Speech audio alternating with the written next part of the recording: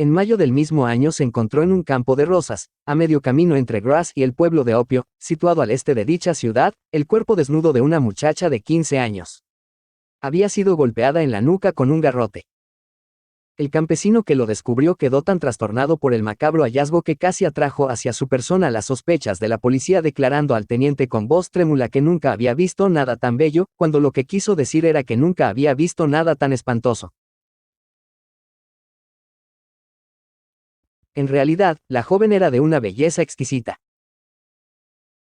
Pertenecía a aquel tipo de mujeres plácidas que parecen hechas de miel oscura, tersas, dulces y melosas, que con un gesto apacible, un movimiento de la cabellera, un solo y lento destello de la mirada dominan el espacio y permanecen tranquilas como en el centro de un ciclón, al parecer ignorantes de la propia fuerza de atracción, que arrastra hacia ellas de modo irresistible los anhelos y las almas tanto de hombres como de mujeres. Y era joven, muy joven, aún no había perdido en la madurez incipiente el encanto de su tipo. Sus miembros mórbidos eran todavía tersos y firmes, los pechos como recién moldeados, y el rostro ancho, enmarcado por cabellos negros y fuertes, aún poseía los contornos más delicados y los lugares más secretos. La cabellera faltaba, sin embargo. El asesino la había cortado y robado, así como la ropa. Se sospechó de los gitanos, a los gitanos se les podía atribuir todo.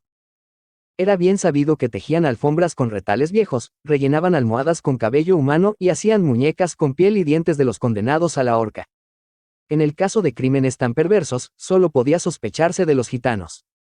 Pero por aquel entonces no había ninguno en muchas millas a la redonda, no habían sido vistos en la región desde el mes de diciembre.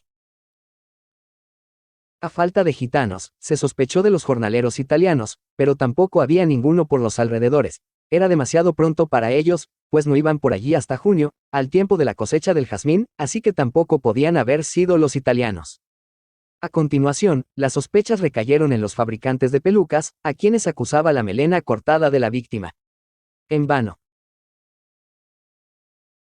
Después se pensó en los judíos, después en los monjes del convento de benedictinos, supuestamente lascivos, aunque todos pasaban de los 70, después en los cistercienses, en los masones, en los alienados de la Charité, en los carboneros, en los mendigos y, por último, en los nobles disolutos, en particular el marqués de Cabris, que se había casado 3 veces y organizaba, según se decía, misas orgiásticas en sus bodegas, en cuyo transcurso bebía sangre de doncella para aumentar su potencia sexual.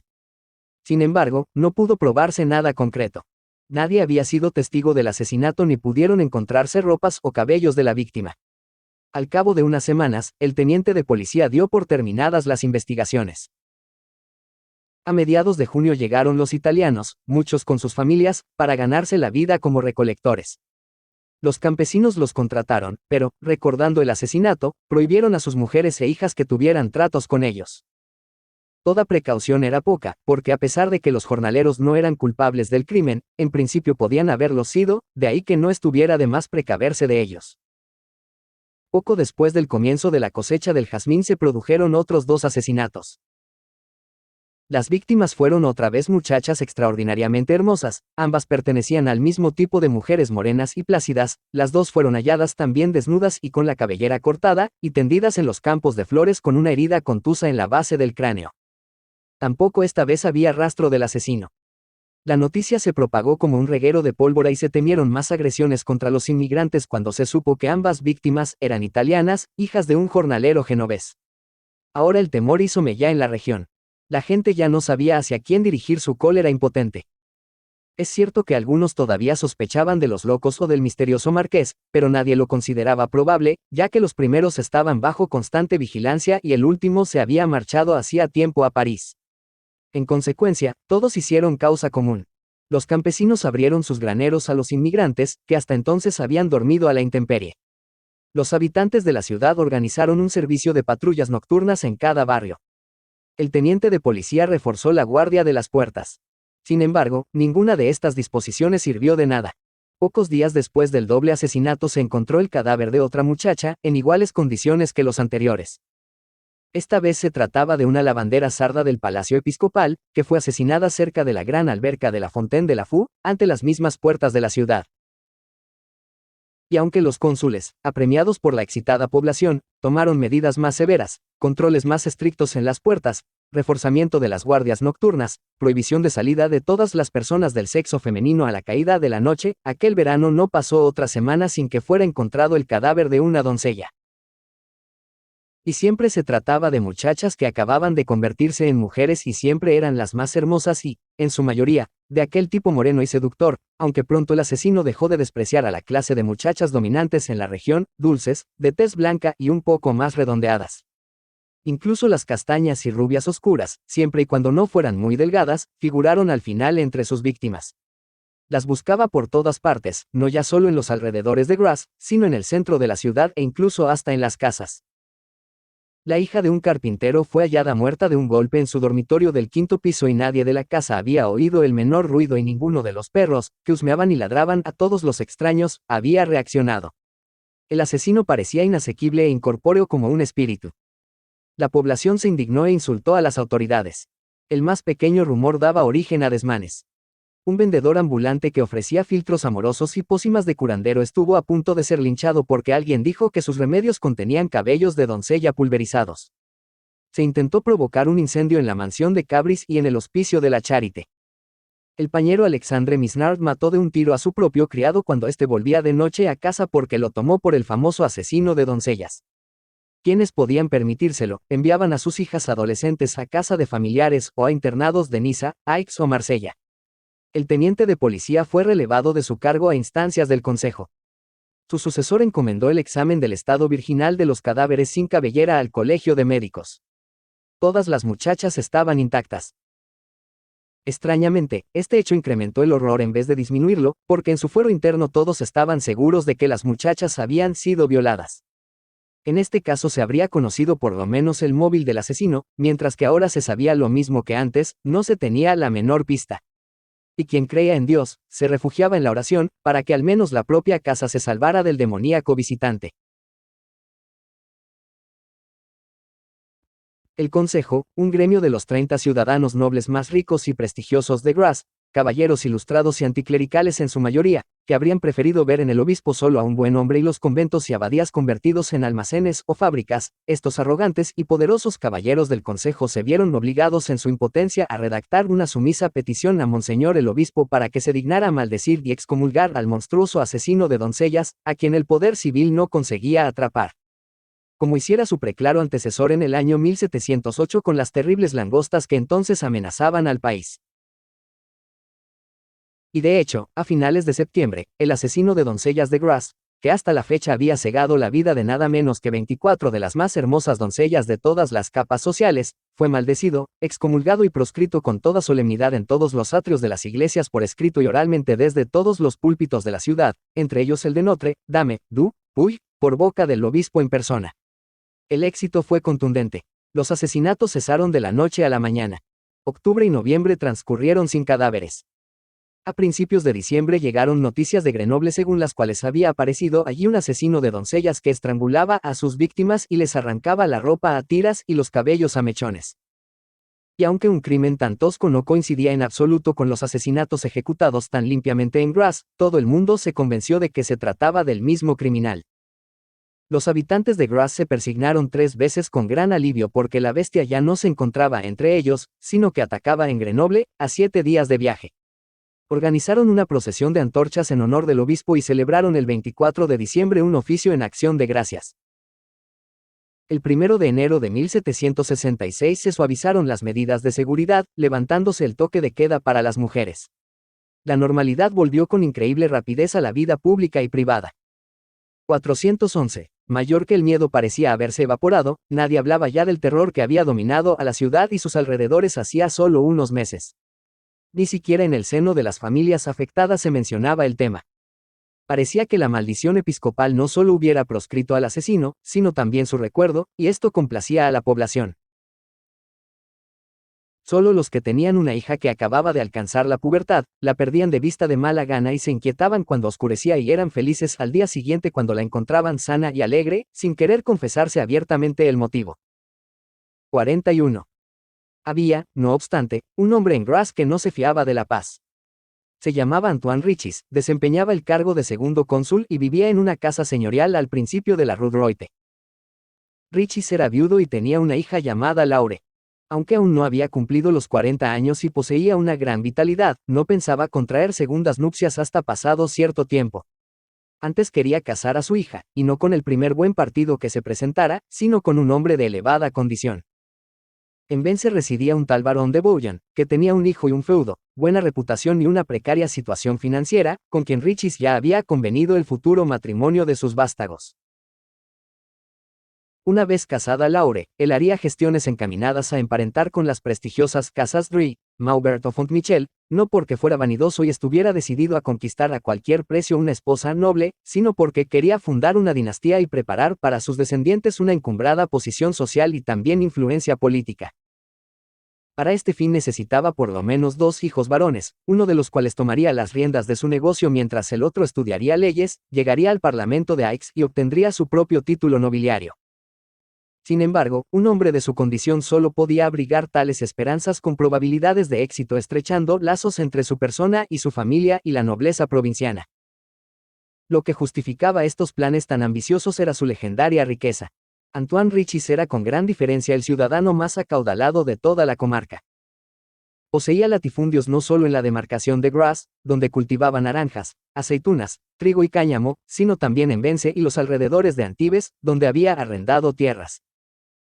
Poseía casa en Aix, casas en el campo, intereses en barcos que navegaban hasta la India, una oficina permanente en Génova y las mayores existencias de Francia en sustancias aromáticas, especias, esencias y cuero.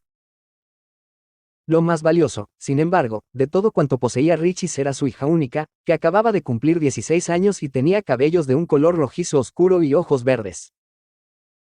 Su rostro era tan encantador que las visitas de cualquier edad y sexo se quedaban inmóviles y no podían apartar de ella la mirada, acariciando su cara con los ojos como si lamieran un helado con la lengua y adoptando mientras lo hacían la típica expresión de admiración embobada. Incluso Richis, cuando contemplaba a su hija, se daba cuenta de pronto de que durante un tiempo indeterminado, un cuarto de hora o tal vez media hora, se había olvidado del mundo y de sus negocios, lo cual no le pasaba ni mientras dormía, absorto por completo en la contemplación de la espléndida muchacha, y después no sabía decir qué había hecho. Y últimamente, lo notaba con inquietud, cuando la acompañaba a la cama por la noche o muchas veces por la mañana, cuando iba a despertarla y ella aún estaba dormida, como colocada allí por las manos de Dios, y a través del velo de su camisón se adivinaban las formas de caderas y pechos y del hueco del hombro, codo y axila mórbida, donde apoyaba el rostro, emanando un aliento cálido y tranquilo, sentía un malestar en el estómago y un nudo en la garganta y tragaba saliva y, Dios era testigo.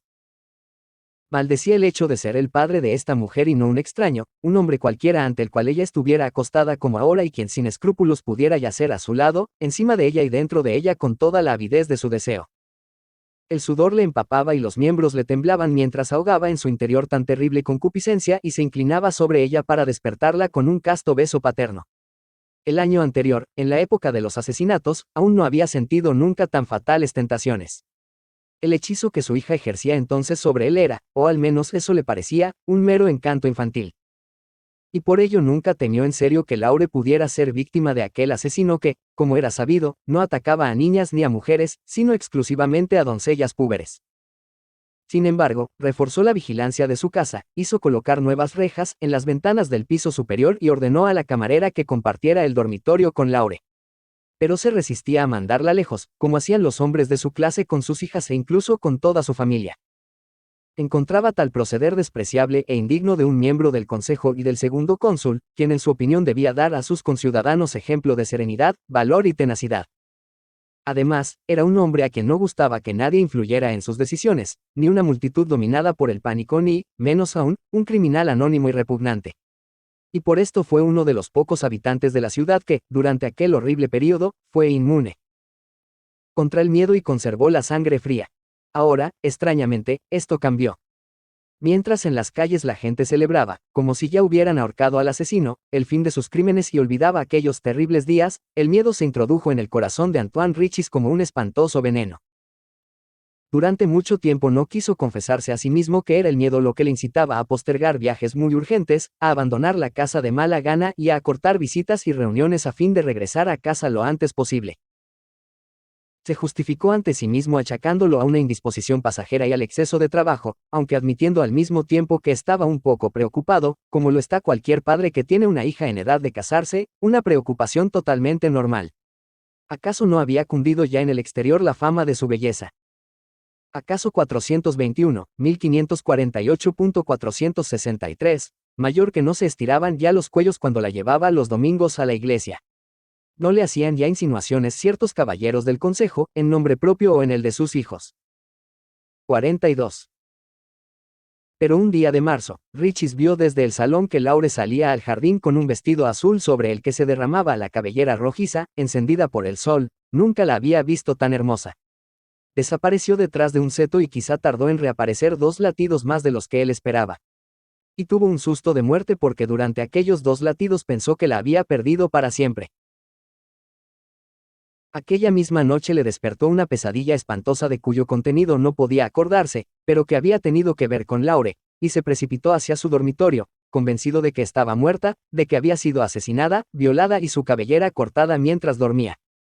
Y la encontró sana y salva. Volvió a su aposento bañado en sudor y temblando de excitación, no de excitación, sino de miedo. Por fin se confesó a sí mismo que había sentido miedo y al aceptar este hecho, se tranquilizó y sus ideas se aclararon. Si debía ser sincero, nunca había creído en la efectividad del anatema episcopal, ni tampoco que el asesino se encontraba ahora en Grenoble, ni siquiera creía que hubiese salido de la ciudad. No, seguía viviendo aquí, entre los habitantes de Grasse, y volvería a atacar tarde o temprano. Richis había visto en agosto y septiembre algunas de las muchachas asesinadas. La visión le horrorizó y, tenía que admitirlo, fascinó al mismo tiempo, porque todas eran, cada una a su manera especial, de una belleza extraordinaria. Nunca habría creído que en Grasse hubiera tantas bellezas desconocidas. El asesino le abrió los ojos. Se trataba, sin duda, de un hombre con un gusto exquisito. Y tenía un sistema. No solo todos los asesinatos habían sido perpetrados metódicamente, sino que la elección de las víctimas revelaba una intención planeada casi con economía. Era cierto que Richis no sabía, que codiciaba realmente de sus víctimas el asesino, ya que lo mejor de ellas, la belleza y el encanto de la juventud, no podía habérselo arrebatado. Oh sí. En cualquier caso, tenía la impresión de que el asesino no era, por absurdo que pudiera parecer, un espíritu destructivo, sino un coleccionista minucioso. Si, por ejemplo, pensó Richis, se imaginaba uno a las víctimas no como individuos, sino como parte de un principio más elevado, y fundía idealmente sus cualidades respectivas en un conjunto único, la imagen dada por semejante mosaico tenía que ser la imagen misma de la belleza, y el hechizo desprendido por ella ya no sería de índole humana, sino divina. Como vemos, Richis era un hombre de mente liberal que no se detenía ante conclusiones blasfemas, y aunque no pensaba en categorías olfatorias, lo hacía en categorías ópticas, por lo que se aproximó mucho a la verdad. Suponiendo, siguió pensando Richis, que el asesino fuera un coleccionista de belleza y trabajara en el retrato de la perfección, aunque solo fuera en la fantasía de su cerebro enfermo, y suponiendo además que fuese un hombre del gusto más refinado y el método más perfecto, como parecía ser el caso, era inevitable deducir que no renunciaría a la pieza más valiosa que podía encontrarse en la tierra, la belleza de Laure. Todos los asesinatos anteriores no tenían ningún valor sin el de ella, Laure era la última piedra de su edificio. Mientras sacaba estas espantosas conclusiones, Richis estaba sentado en la cama, en camisón, extrañado de la propia serenidad. Ya no se estremecía ni temblaba. El miedo indefinido que le invadiera durante semanas se había evaporado, cediendo el paso a la conciencia de un peligro concreto. Todos los esfuerzos y afanes del asesino iban dirigidos a Laure desde el principio, esto era evidente. Todos los demás asesinatos eran accesorios del último y definitivo, el asesinato de Laure. Era cierto que aún no estaba claro el móvil material de los crímenes, ni si tenían alguno, pero Richis había intuido lo esencial, el método sistemático y el móvil ideal del asesino.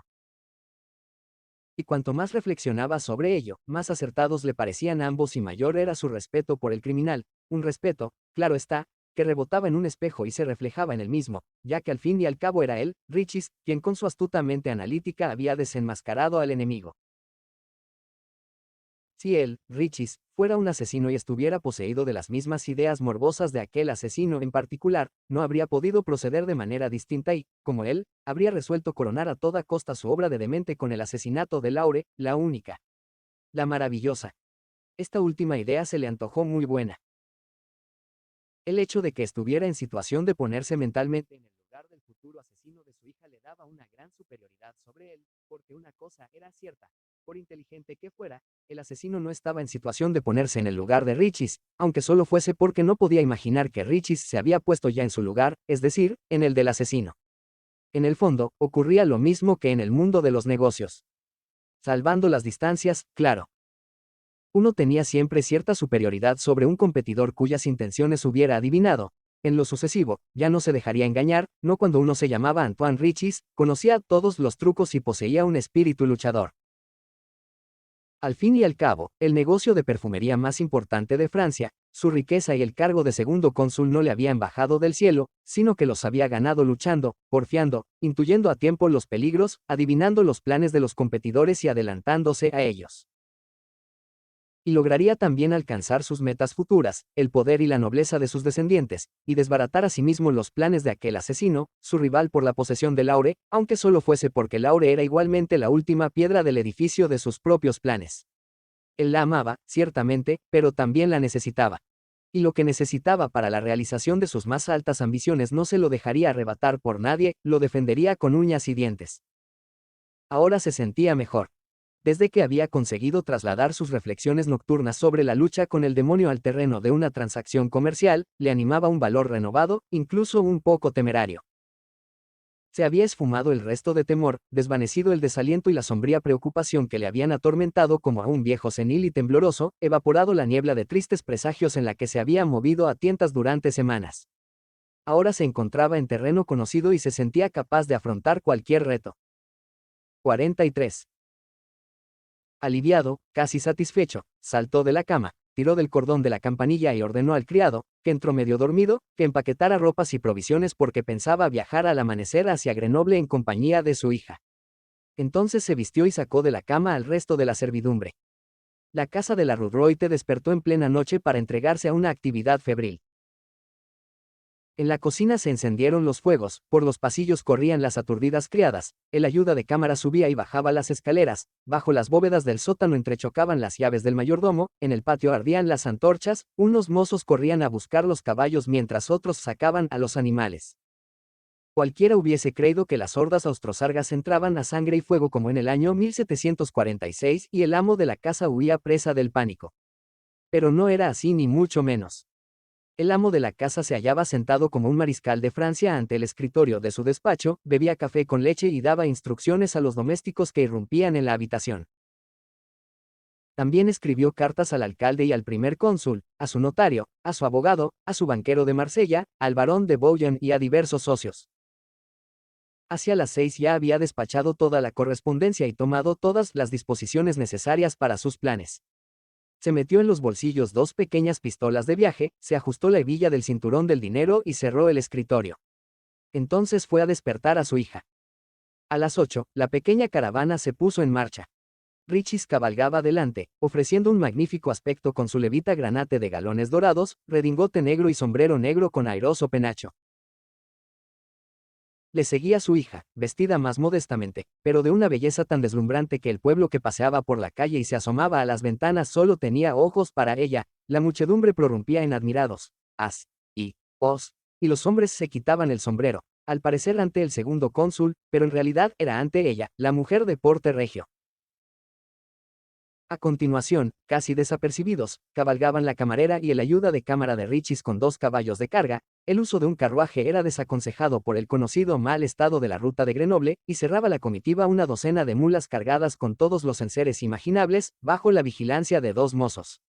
La guardia de la Porte du Corps presentó armas y no las bajó hasta que hubo pasado la última mula. Los niños corrieron largo rato tras la caravana, que se alejó con lentitud hacia las montañas por el camino abrupto y tortuoso. La salida de Antoine Richis con su hija causó en la gente una impresión muy honda, porque les pareció que habían presenciado una ofrenda arcaica. Se rumoreaba que Richis se dirigía a Grenoble, la ciudad donde ahora se hallaba el monstruo que asesinaba doncellas, y nadie sabía qué pensar. ¿Era el viaje de Richis un acto de imprudencia temeraria o de un valor digno de admiración? ¿Se trataba de un desafío o de un intento de aplacar a los dioses? Solo intuían de manera muy vaga que habían visto por última vez a la hermosa muchacha de los cabellos rojizos. Presentían que Laure Richis estaba perdida. Este presentimiento resultaría cierto, aunque se basaba en premisas totalmente falsas. En realidad, Richis no se dirigía a Grenoble y la aparatosa salida solo había sido un ardid. A 1,5 millas al noroeste de Grasse, cerca del pueblo de Saint-Vallier, Richis mandó detener la caravana, dio a su ayuda de cámara plenos poderes y cartas de recomendación y le ordenó que viajara solo con los mozos y las mulas a Grenoble. Él, con Laura y la camarera de esta, se alejó en dirección a Cabris, donde hicieron un alto para almorzar antes de dirigirse al sur, atravesando la montaña de Taneron.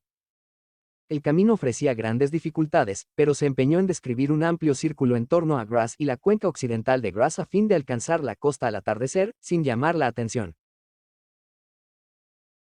Al día siguiente, siempre según el plan de Richis, quería hacer la travesía hasta las Islas Lerinas, en la menor de las cuales se hallaba el bien fortificado monasterio de Saint-Honorat, administrado por una comunidad de monjes ancianos, aún muy duchos en el manejo de las armas y a quienes Richis conocía muy bien, pues compraba y negociaba desde hacía años toda la producción del monasterio de licor de eucalipto, piñones y aceite de ciprés.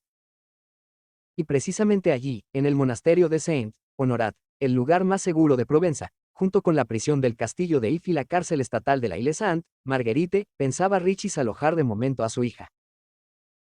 Él regresaría sin tardanza al continente para rodear esta vez Grasse por Antibes y Cagnes y llegar a Vence por la tarde del mismo día.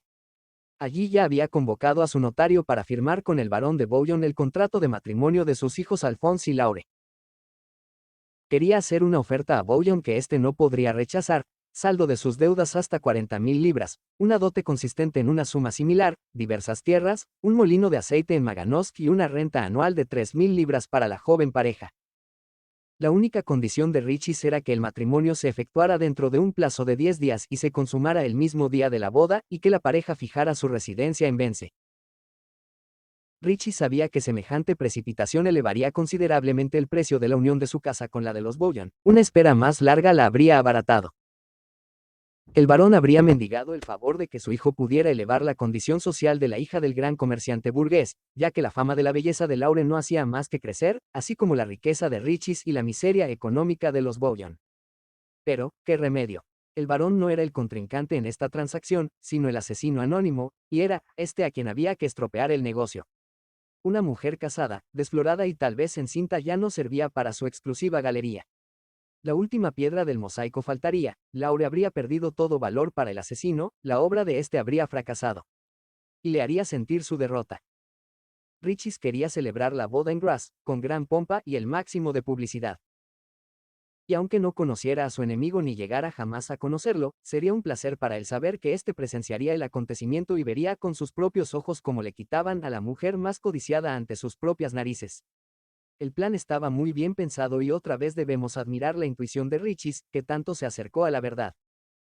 Porque, de hecho, el matrimonio de Laure Richis con el hijo del barón de Bouillon habría significado una abrumadora derrota para el asesino de doncellas de Grasse. Sin embargo, el plan aún no se había realizado. Richis no había llevado todavía a su hija hasta el altar donde se oficiaría la ceremonia salvadora. Aún no la había dejado en el seguro monasterio de Saint-Honorat. Aún cabalgaban el jinete y las dos amazonas por la inhóspita montaña del Taneron. El camino era tan malo que algunas veces se veían obligados a desmontar. Todo se desarrollaba con gran lentitud. Esperaban llegar al mar hacia el atardecer, a un pueblecito situado al oeste de Cannes que se llamaba Napoule. 44. En el momento en que Laure Richis abandonaba Grasse con su padre, Grenoble se encontraba en el otro extremo de la ciudad, en el taller de Arnulfi, macerando junquillos. Estaba solo y de buen talante. Su estancia en Grasse se acercaba a su fin. El día del triunfo estaba próximo. En su cabaña, dentro de una cajita acolchada con algodón, tenía 24 frascos diminutos con el aura, reducida a gotas, de 24 doncellas. Esencias valiosísimas que Grenoble había obtenido durante el último año por medio del enfleurage, enfrío de los cuerpos, digestión de cabellos y ropas, lavado y destilación. Yo quería ir a buscar a la 25ª, la más valiosa y la más importante. Tenía ya preparada una pequeña olla de grasa purificada muchas veces, un paño del lino más fino y una bombona del alcohol más rectificado para esta última pesca. El terreno estaba sondeado con la máxima exactitud. Había luna nueva. Sabía que era inútil tratar de introducirse en la bien protegida vivienda de la Rue Droite, de ahí que hubiera pensado deslizarse al anochecer, antes de que cerrasen las puertas, y ocultarse en cualquier rincón de la casa, amparado por su falta de olor que, como un manto invisible, le sustraía a la percepción de hombres y animales. Después, cuando todos durmieran, guiado en la oscuridad por la brújula de su olfato, subiría al aposento de su tesoro y allí mismo la envolvería con el paño impregnado de grasa. Solo se llevaría, como de costumbre, los cabellos y ropas, ya que estas partes podían lavarse directamente en alcohol y esta tarea se hacía con más comodidad en el taller. Para la elaboración final de la pomada y la destilación del concentrado necesitaba otra noche. Y si todo iba bien, y no tenía ningún motivo para dudar de que todo iría bien, pasado mañana estaría en posesión de todas las esencias para el mejor perfume del mundo y abandonaría a Grass como el hombre mejor perfumado de la tierra.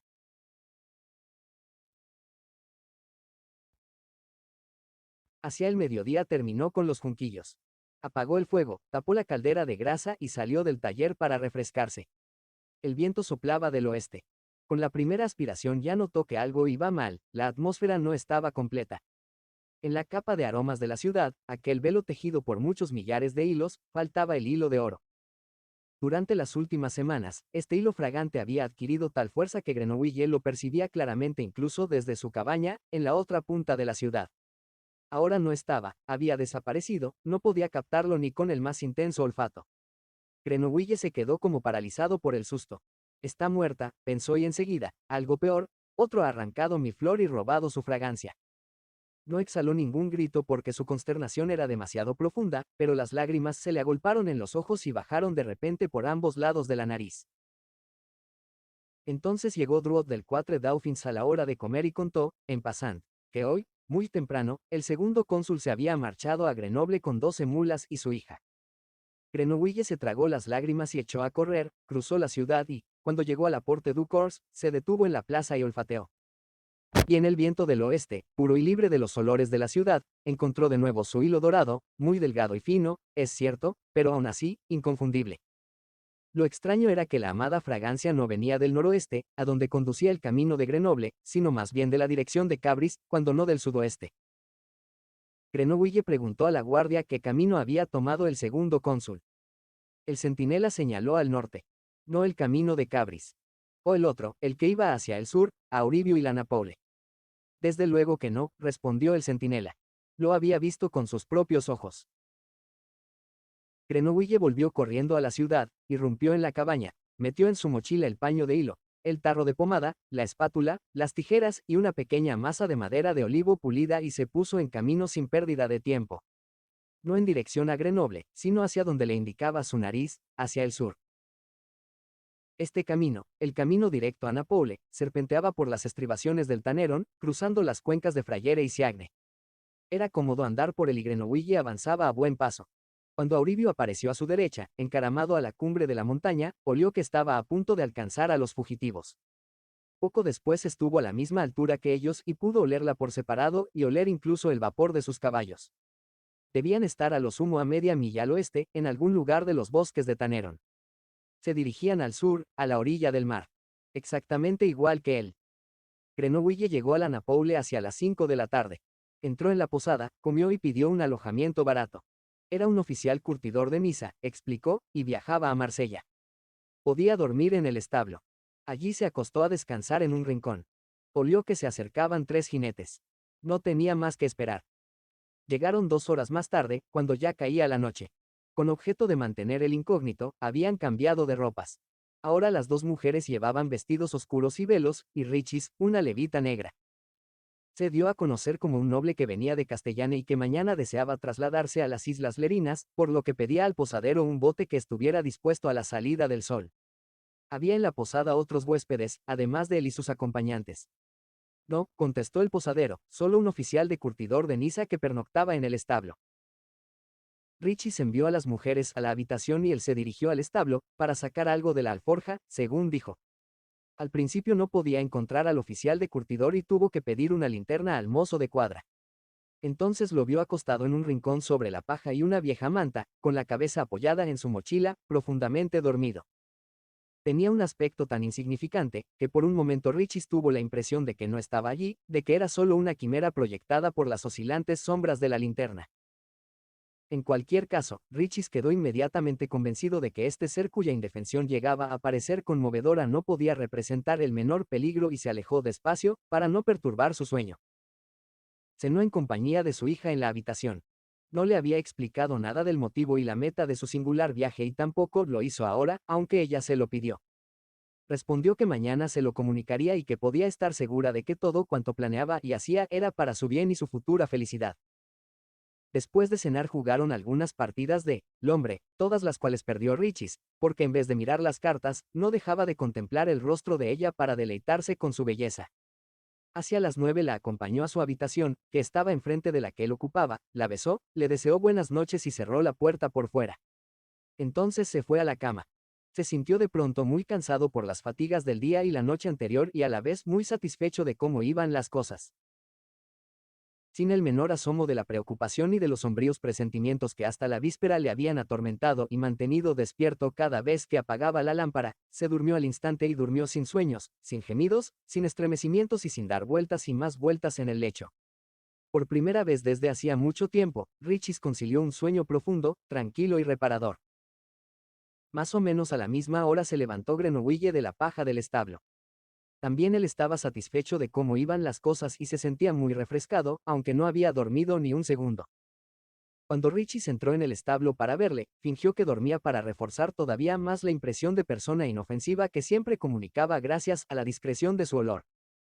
A diferencia de Richis, él sí que había percibido a este con extrema precisión, olfativamente, claro, y no le había pasado por alto el alivio de Richis al verle. Y de este modo ambos se convencieron mutuamente, durante el breve encuentro, de su candidez, uno con razón y el otro sin ella, y así debía de ser, a juicio de Grenouille, pues su candidez fingida y la auténtica de Richis le facilitaban el trabajo. Opinión que, por otra parte, Richis habría compartido totalmente si hubiera estado en su lugar. 45. Con circunspección profesional puso Grenouille manos a la obra. Abrió la mochila, sacó el paño, la pomada y la espátula, extendió el paño sobre la manta que le había servido de colchón y procedió a untarla con la pasta de grasa. Era un trabajo que requería su tiempo, ya que se trataba de distribuir la grasa en capas de diferente grosor según el lugar del cuerpo que tocarían las distintas partes del paño.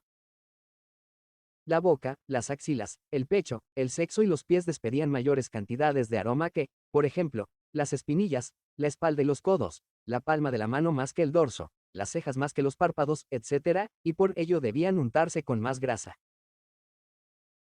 Así pues, Grenouille modelaba en el paño de lino una especie de diagrama aromático del cuerpo a tratar y esta parte del trabajo era para él la más satisfactoria porque se trataba de una técnica artística que ocupaba al mismo tiempo sentidos, fantasía y manos, y anticipaba de manera ideal el placer del resultado definitivo. Cuando hubo terminado todo el tarro de pomada, dio todavía unos golpecitos aquí y allá, quitó un poco de grasa de un lugar del paño, la añadió a otro, retocó, comprobó una vez más el paisaje engrasado. Con la nariz, no con los ojos, porque todo esto lo hizo en una oscuridad completa, lo cual era tal vez otro motivo para el contento y sereno estado de ánimo de Grenouille.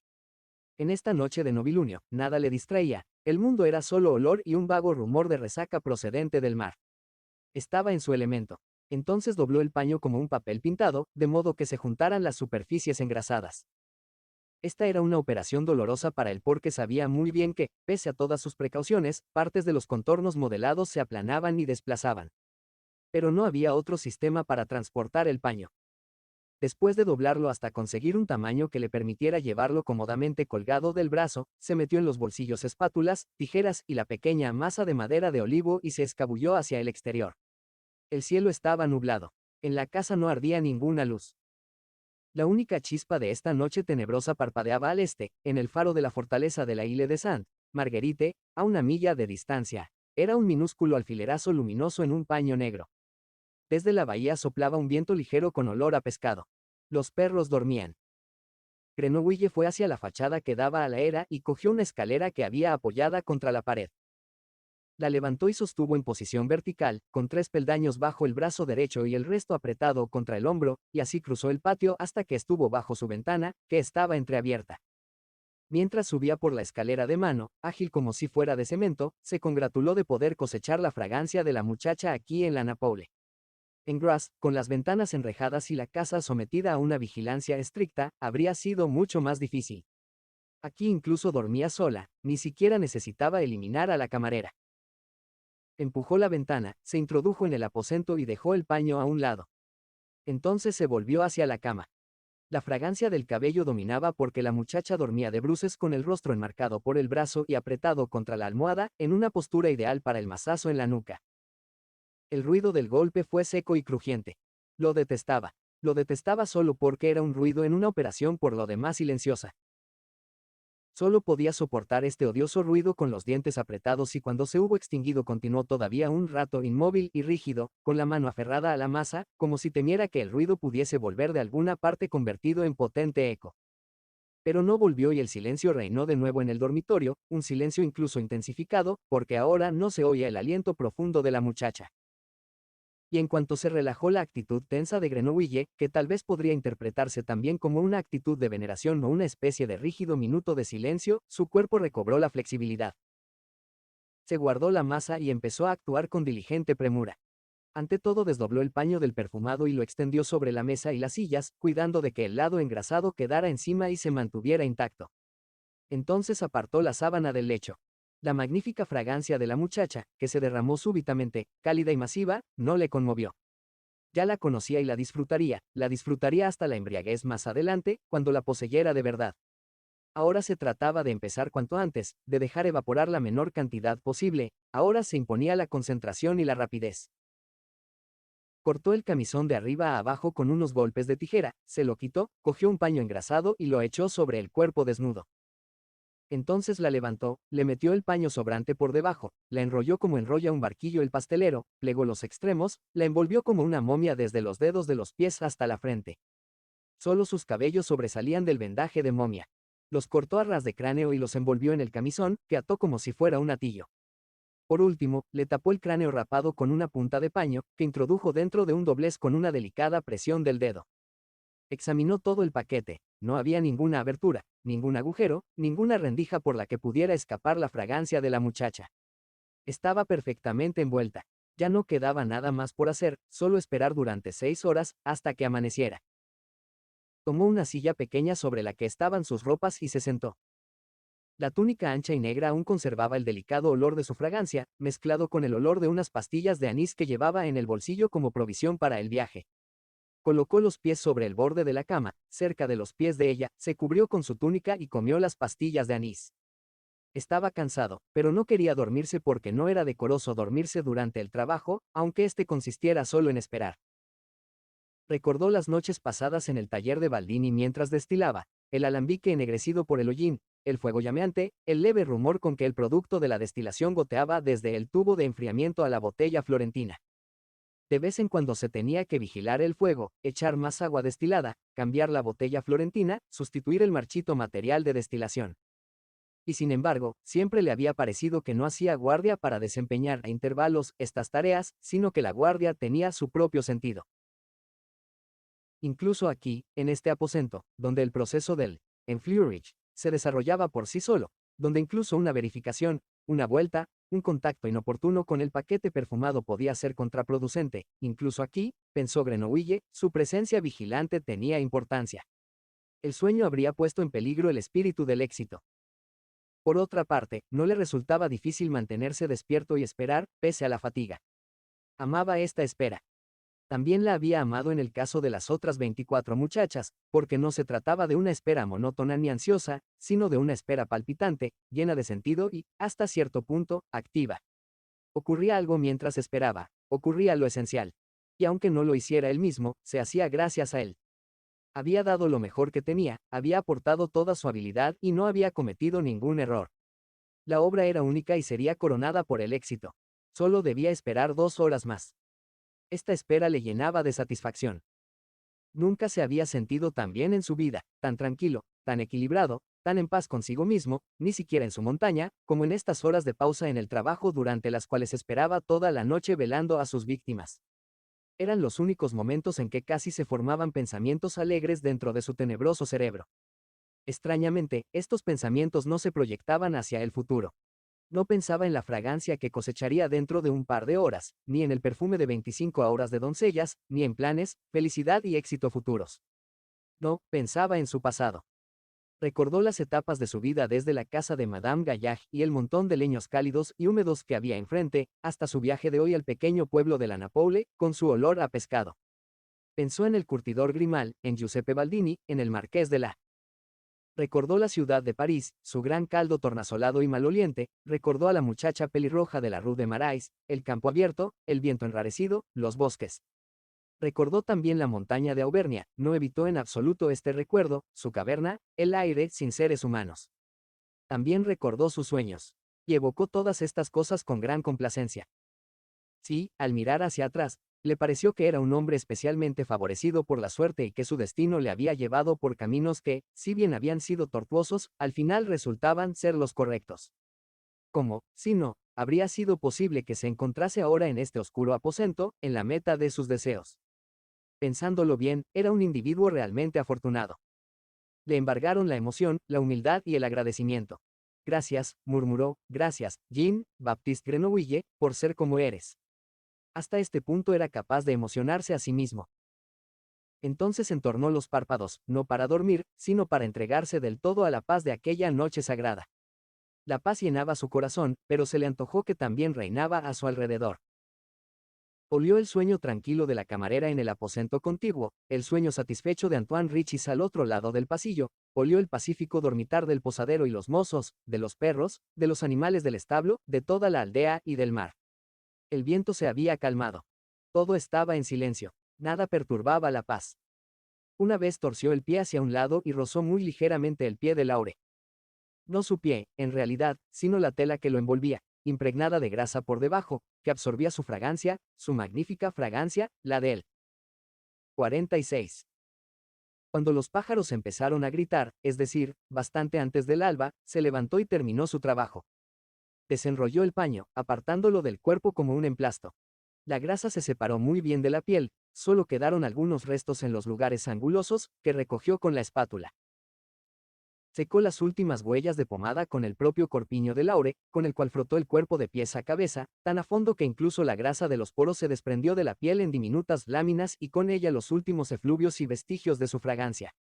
Ahora sí que estaba realmente muerta para él, marchita, pálida y desmadejada como los desechos de una flor. Tiró el corpiño dentro del paño perfumado, el único lugar donde ella sobrevivía, añadió el camisón que envolvía sus cabellos y lo enrolló todo, formando un pequeño paquete que se puso bajo el brazo. No se tomó la molestia de cubrir el cadáver que yacía en el lecho. Y aunque las tinieblas de la noche ya se habían teñido del gris azulado de la aurora y los objetos de la habitación empezaban a perfilarse, no se volvió a mirar hacia la cama para verla con los ojos por lo menos una sola vez en su vida. Su figura no le interesaba, no existía para él como cuerpo, solo como una fragancia incorpórea y ésta la llevaba abajo el brazo y se marchaba con ella. Saltó con cuidado al antepecho de la ventana y bajó por la escalera. Fuera volvía a soplar el viento y el cielo estaba despejado y derramaba una luz azul oscura sobre la tierra. Media hora después, la sirvienta bajó a encender el fuego de la cocina. Cuando salió al patio a buscar leños, vio la escalera apoyada, pero aún estaba demasiado soñolienta para extrañarse de ello. El sol salió poco antes de las 6. Gigantesco y de un rojo dorado, se elevó sobre el mar entre las dos islas Lerinas. En el cielo no había ni una nube. Empezaba un esplendoroso día de primavera. Richis, cuya habitación daba al oeste, se despertó a las 7. Por primera vez desde hacía meses había dormido a pierna suelta y, en contra de su costumbre, permaneció acostado un cuarto de hora más, se desperezó, suspiró de placer y escuchó los agradables rumores procedentes de la cocina. Cuando se levantó, abrió la ventana de par en par, contempló el espléndido día, aspiró el fresco y perfumado aire matutino y oyó el susurro del mar. Su buen humor no conoció límites y, frunciendo los labios, silbó una alegre melodía. Siguió silbando mientras se vestía y también cuando abandonó su dormitorio y, con pasos ágiles, cruzó el pasillo y se acercó a la puerta del aposento de su hija. Llamó. Llamó 2 veces, muy flojo, para no asustarla.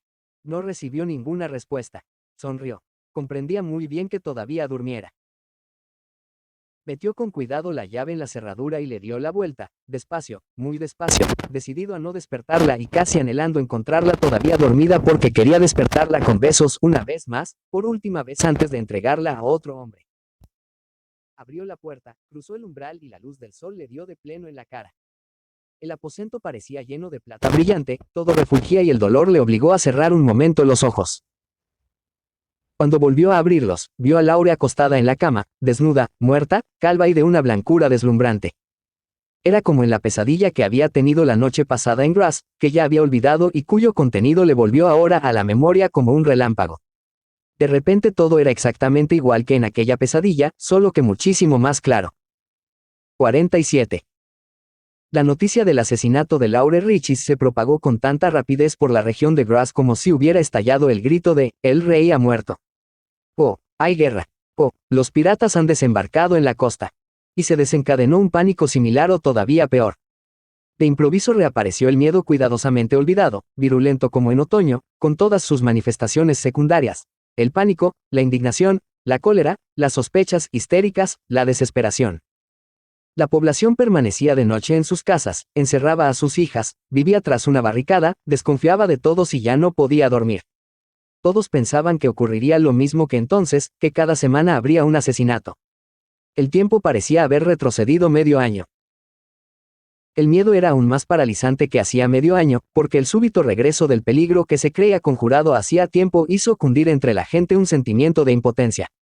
Si incluso fracasaba el anatema del obispo.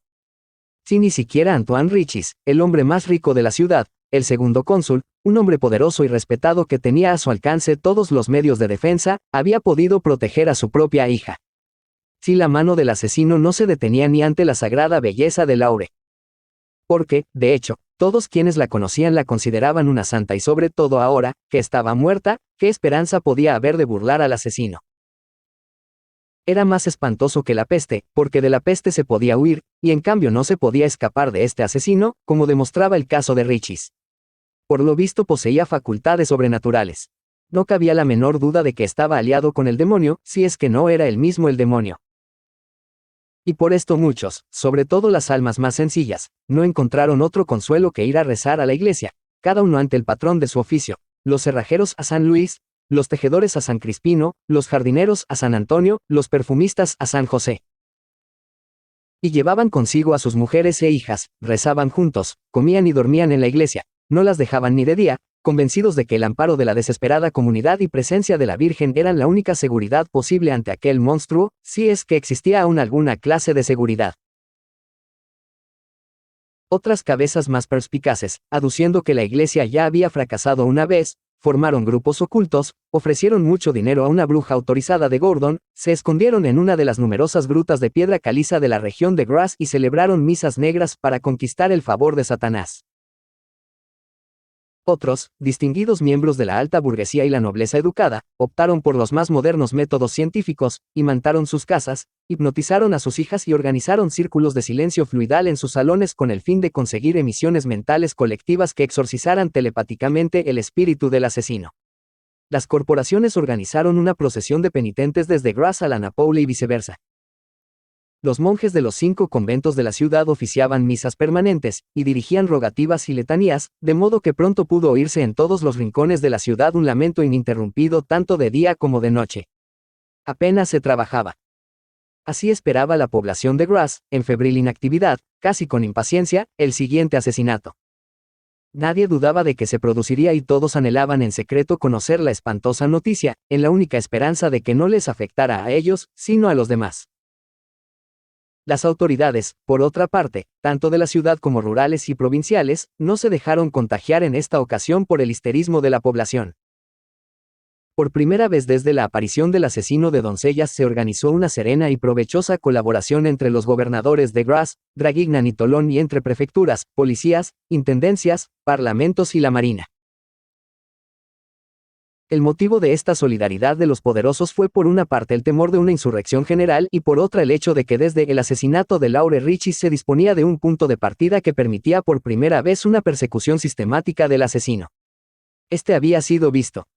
Al parecer se trataba de aquel misterioso oficial de curtidor que en la noche del asesinato había pernoctado en el establo de la posada de la Napoule y desaparecido al día siguiente sin dejar rastro. Según las declaraciones concordantes del posadero, del mozo de cuadra y de Richis, era un hombre de baja estatura y aspecto insignificante que llevaba una levita marrón y una mochila de lino grueso. Aunque en todo lo demás el recuerdo de los 3 testigos era extrañamente vago y no sabían describir ni su rostro, ni el color de sus cabellos, ni su voz, el posadero insinuó que, aunque podía equivocarse, le había parecido observar en la postura y el modo de andar del forastero algo torpe, semejante a un cojeo, como si tuviera un defecto en la pierna o un pie deforme. Con estos indicios, 2 secciones montadas de la gendarmería emprendieron hacia las 12 del mismo día del asesinato la persecución del asesino en dirección a Marsella, una por la costa y la otra por el camino del interior. Un grupo de voluntarios se encargó de rastrillar los alrededores de la Napoule. 2 comisarios de la Audiencia Provincial de Grasse viajaron a Niza para iniciar investigaciones sobre los oficiales de curtidor.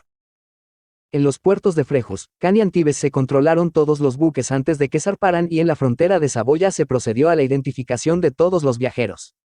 Para aquellos que sabían leer, apareció una detallada descripción del criminal en todas las puertas de las ciudades de Grasse, Pence y Gordoni en las puertas de las iglesias de los pueblos, descripción que se pregonaba además 3 veces al día. El detalle del pie deforme reforzó la opinión de que el asesino era el mismo diablo y contribuyó más a aumentar el pánico entre la población que a obtener pistas aprovechables.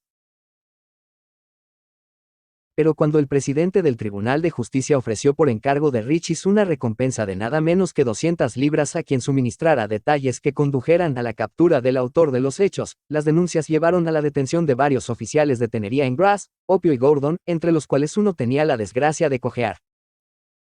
Ya se disponían a someterle a tortura, pese a la coartada defendida por varios testigos, cuando al 10º día después del asesinato, un miembro de la Guardia Municipal se presentó en la magistratura y declaró lo siguiente ante los jueces.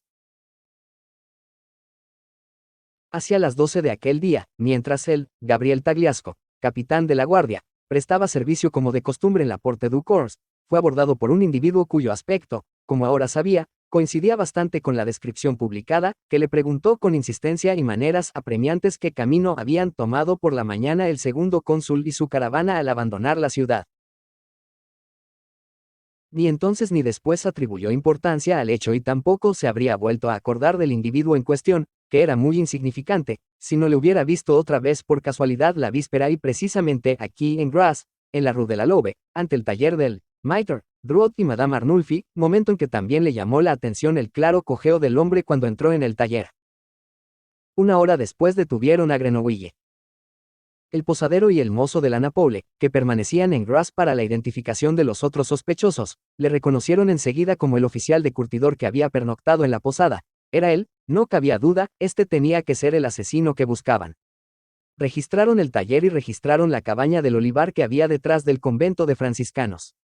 En un rincón, casi a la vista, encontraron el camisón cortado, el corpiño y los cabellos rojizos de Laure Richis. Y cuando cavaron en el suelo, encontraron las ropas y los cabellos de las otras 24 muchachas. También hallaron la masa con que había golpeado a las víctimas y la mochila de lino. Los indicios eran abrumadores. Mandaron repicar las campanas. El presidente del tribunal anunció por bando y pregonero que el famoso asesino de doncellas, a quien se buscaba desde hacía casi un año, había sido finalmente apresado y estaba bajo estricta custodia. 48. Al principio la gente no creyó en el comunicado oficial. Lo consideraron un ardid de las autoridades para ocultar la propia incapacidad y tranquilizar los ánimos peligrosamente excitados. Aún recordaban demasiado bien el tiempo en que se afirmó que el asesino se había trasladado a Grenoble. Esta vez el miedo había hecho demasiada mella en las almas de los ciudadanos. La opinión pública no cambió hasta el día siguiente, cuando las pruebas fueron públicamente exhibidas en la plaza de la iglesia, delante de la Privoce. Era una visión terrible contemplar en hilera ante la catedral, en el lado noble de la plaza, las 25 túnicas con las 25 cabelleras, como espantapájaros montados en estacas. Muchos centenares de personas desfilaron ante la macabra galería. Parientes de las víctimas prorrumpían en gritos al reconocer las ropas. El resto del gentío, en parte por afán sensacionalista y en parte para convencerse del todo, exigía ver al asesino. Las llamadas fueron pronto tan insistentes y la inquietud reinante en la pequeña y atestada plaza tan amenazadora, que el presidente resolvió hacer salir de su celda a Grenouille para presentarlo desde una ventana del primer piso de la Privoce. Cuando Grenouille se asomó a la ventana, el clamor cesó. De repente el silencio fue total, como al mediodía de un caluroso día de verano, cuando todos están en los campos o se cobijan a la sombra de las casas. No se oía ningún paso, ningún carraspeo, ninguna respiración. Durante varios minutos, la multitud fue solo ojos y boca abierta. Nadie podía comprender que aquel hombre pequeño, frágil y encorvado de la ventana, aquel hombrecillo, aquel desgraciado, aquella insignificancia hubiera podido cometer más de 2 docenas de asesinatos. Sencillamente, no parecía un criminal. Era cierto que nadie hubiese sabido decir, cómo, se imaginaba al asesino, a aquel demonio, pero todos estaban de acuerdo, así no.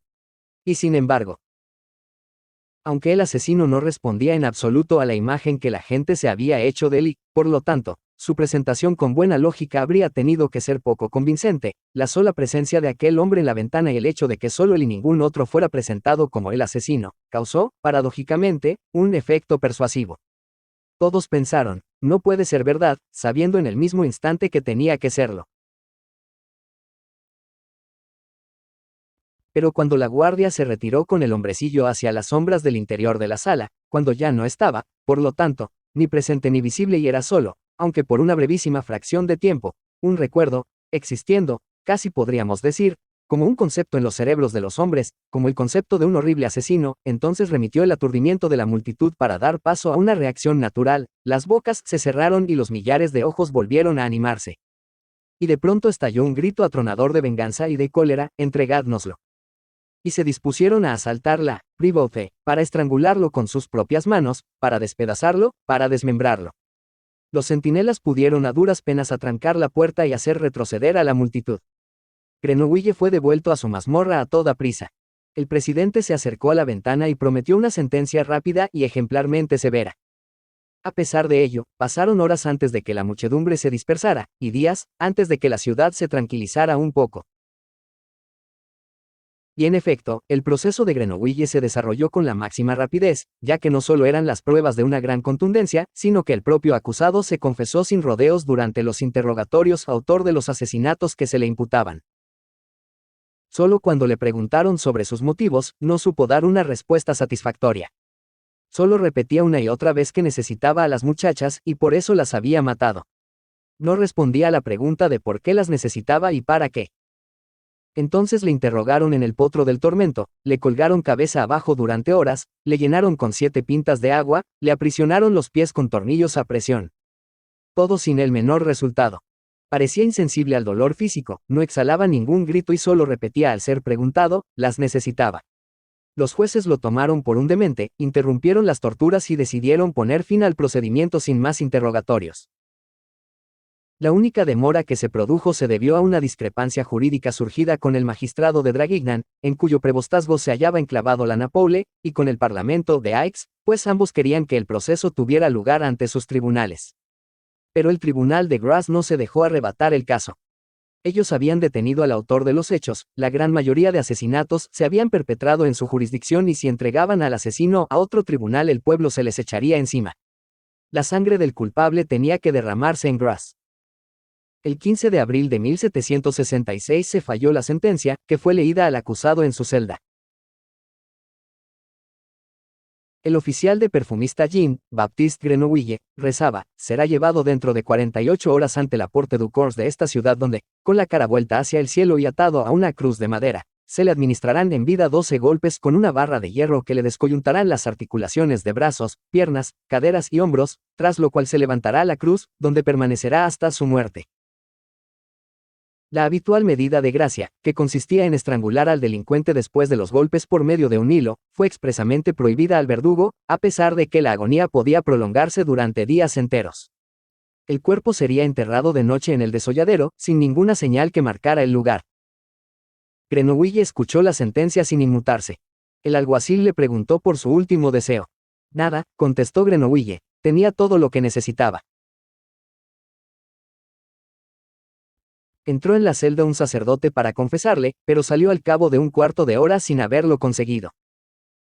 El condenado, al oír la mención del nombre de Dios, le había mirado con una incomprensión tan absoluta como si oyera el nombre por primera vez y después se había echado en el catre y conciliado inmediatamente un sueño profundo. Cualquier palabra ulterior habría carecido de sentido.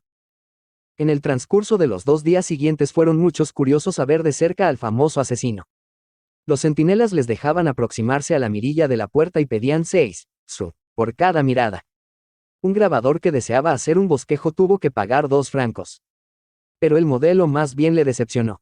Con grilletes en manos y pies, estuvo todo el rato acostado en el catre, durmiendo.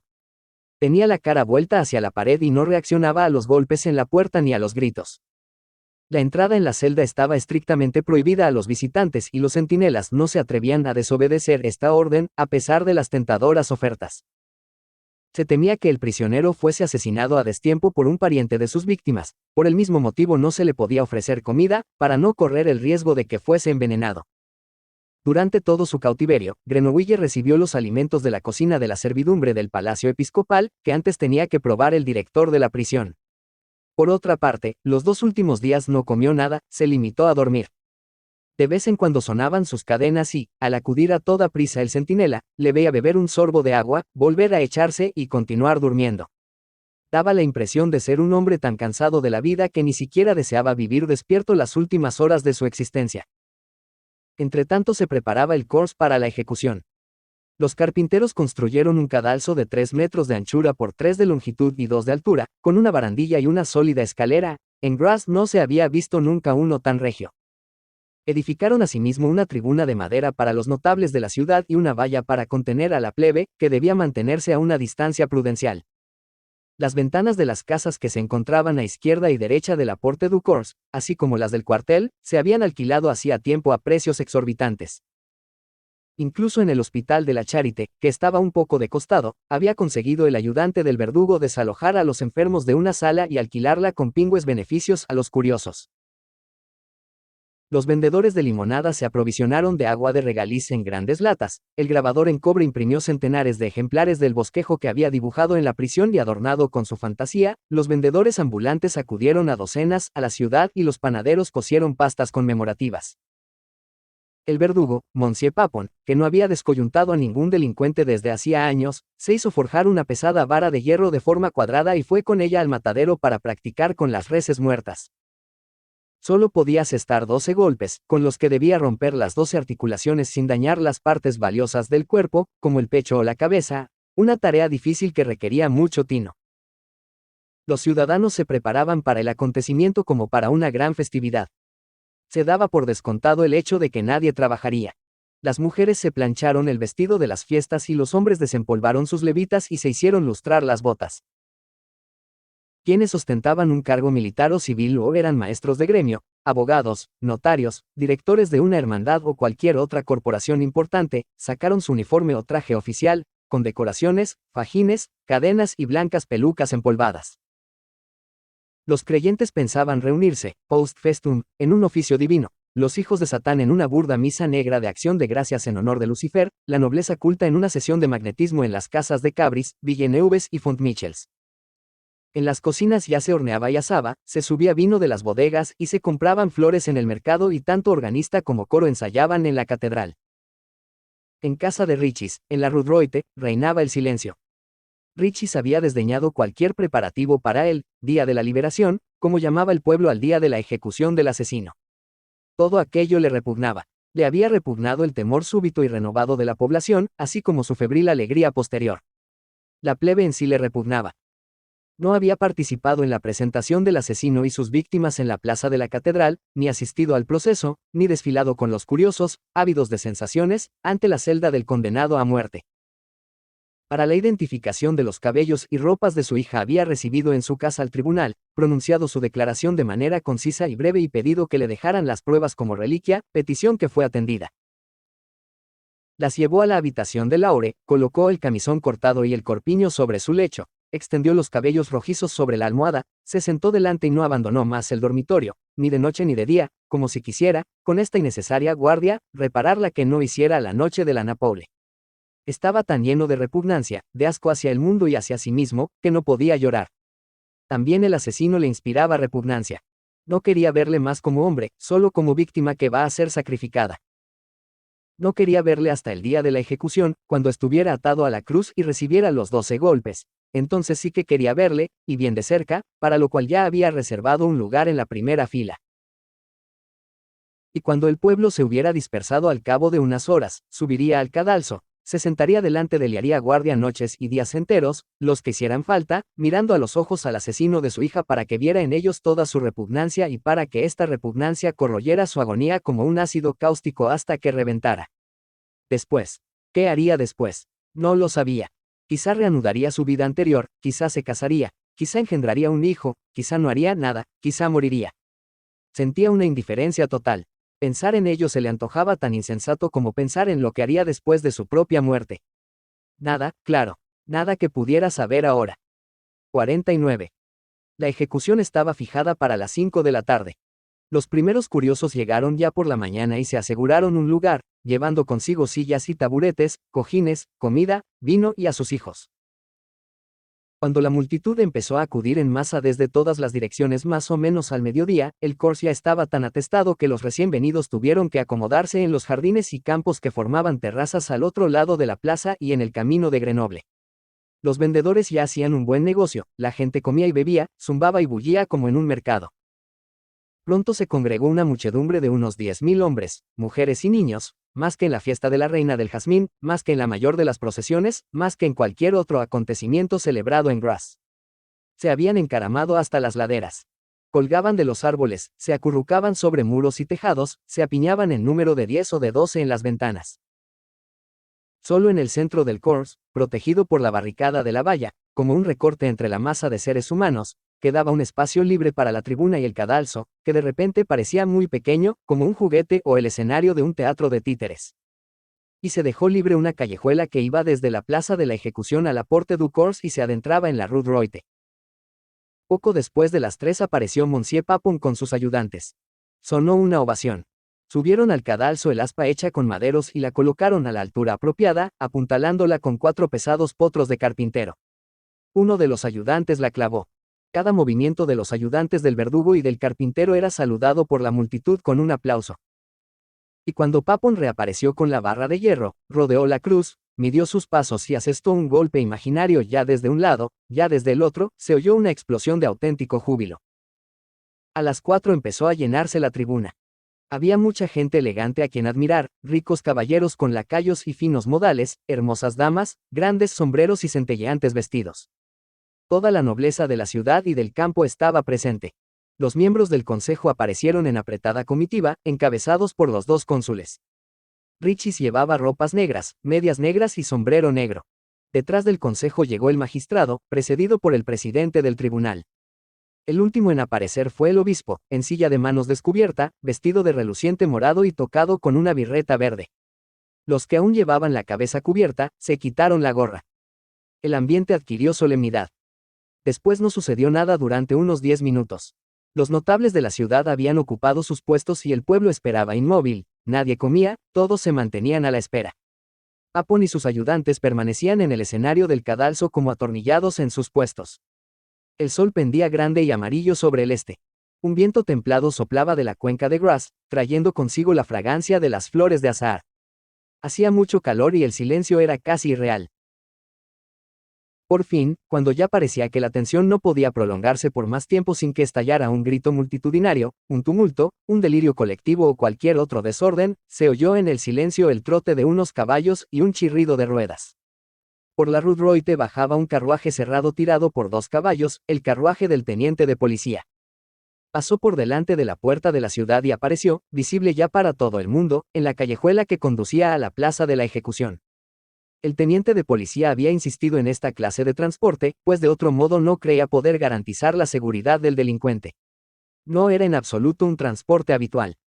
La prisión se hallaba apenas a 5 minutos de la plaza y cuando, por los motivos que fueran, un condenado no podía recorrer este corto trecho por su propio pie, se le llevaba en una carreta tirada por asnos. Nunca se había visto que un condenado fuera conducido a su propia ejecución en una carroza con cochero, lacayos de librea y séquito a caballo. A pesar de esto, la multitud no se inquietó ni encolerizó, sino al contrario, se alegró de que sucediera algo y consideró la cuestión del carruaje como una ocurrencia divertida, del mismo modo que en el teatro siempre resulta grato que una pieza conocida sea presentada de una forma nueva y sorprendente. Muchos encontraron incluso que la escena era apropiada, un criminal tan terrible exigía un tratamiento fuera de lo corriente. No se le podía llevar a la plaza encadenado para descoyuntarlo y matarlo a golpes como a un ratero común. No habría habido nada sensacional en esto. En cambio, sacarle de la cómoda carroza para conducirle hasta la cruz sí que era un acto de crueldad muy original. El carruaje se detuvo entre el cadalso y la tribuna. Los lacayos saltaron, abrieron la portezuela y bajaron el estribo. El teniente de policía se apeó, tras él lo hizo el oficial de la guardia y por último, Grenoble, vestido con levita azul, camisa blanca, medias de seda blancas y zapatos negros de hebilla. No iba esposado y nadie lo llevaba del brazo. Se apeó de la carroza como un hombre libre. Y entonces ocurrió un milagro. O algo muy parecido a un milagro, o sea, algo igualmente incomprensible, increíble e inaudito que con posterioridad todos los testigos habrían calificado de milagros si hubieran llegado a hablar de ello alguna vez, lo cual no fue el caso, porque después todos se avergonzaron de haber participado en el acontecimiento. Ocurrió que los 10.000 seres humanos del Corse y las laderas circundantes se sintieron de improviso imbuidos de la más inquebrantable convicción de que el hombrecillo de la levita azul que acababa de apearse del carruaje no podía ser un asesino. Y no es que dudaran de su identidad. Allí estaba el mismo hombre que habían visto hacía pocos días en la plaza de la iglesia, asomado a la ventana de la Privete, y a quien, si hubieran podido cogerlo, habrían linchado con el odio más enfurecido. El mismo que 2 días antes había sido justamente condenado sobre la base de la más concluyente evidencia y de la propia confesión. El mismo cuya ejecución por parte del verdugo habían esperado todos con avidez un minuto antes. Era él, no cabía duda. Y sin embargo, no era él, no podía serlo, no podía ser un asesino. El hombre que estaba en el lugar de la ejecución era la inocencia en persona. En aquel momento lo supieron todos, desde el obispo hasta el vendedor de limonada, desde la marquesa hasta la pequeña lavandera, desde el presidente del tribunal hasta el golfillo callejero. También Papon lo supo, y sus puños, que aferraban la barra de hierro, temblaron. De repente sintió debilidad en sus fuertes brazos, flojedad en las rodillas y una angustia infantil en el corazón.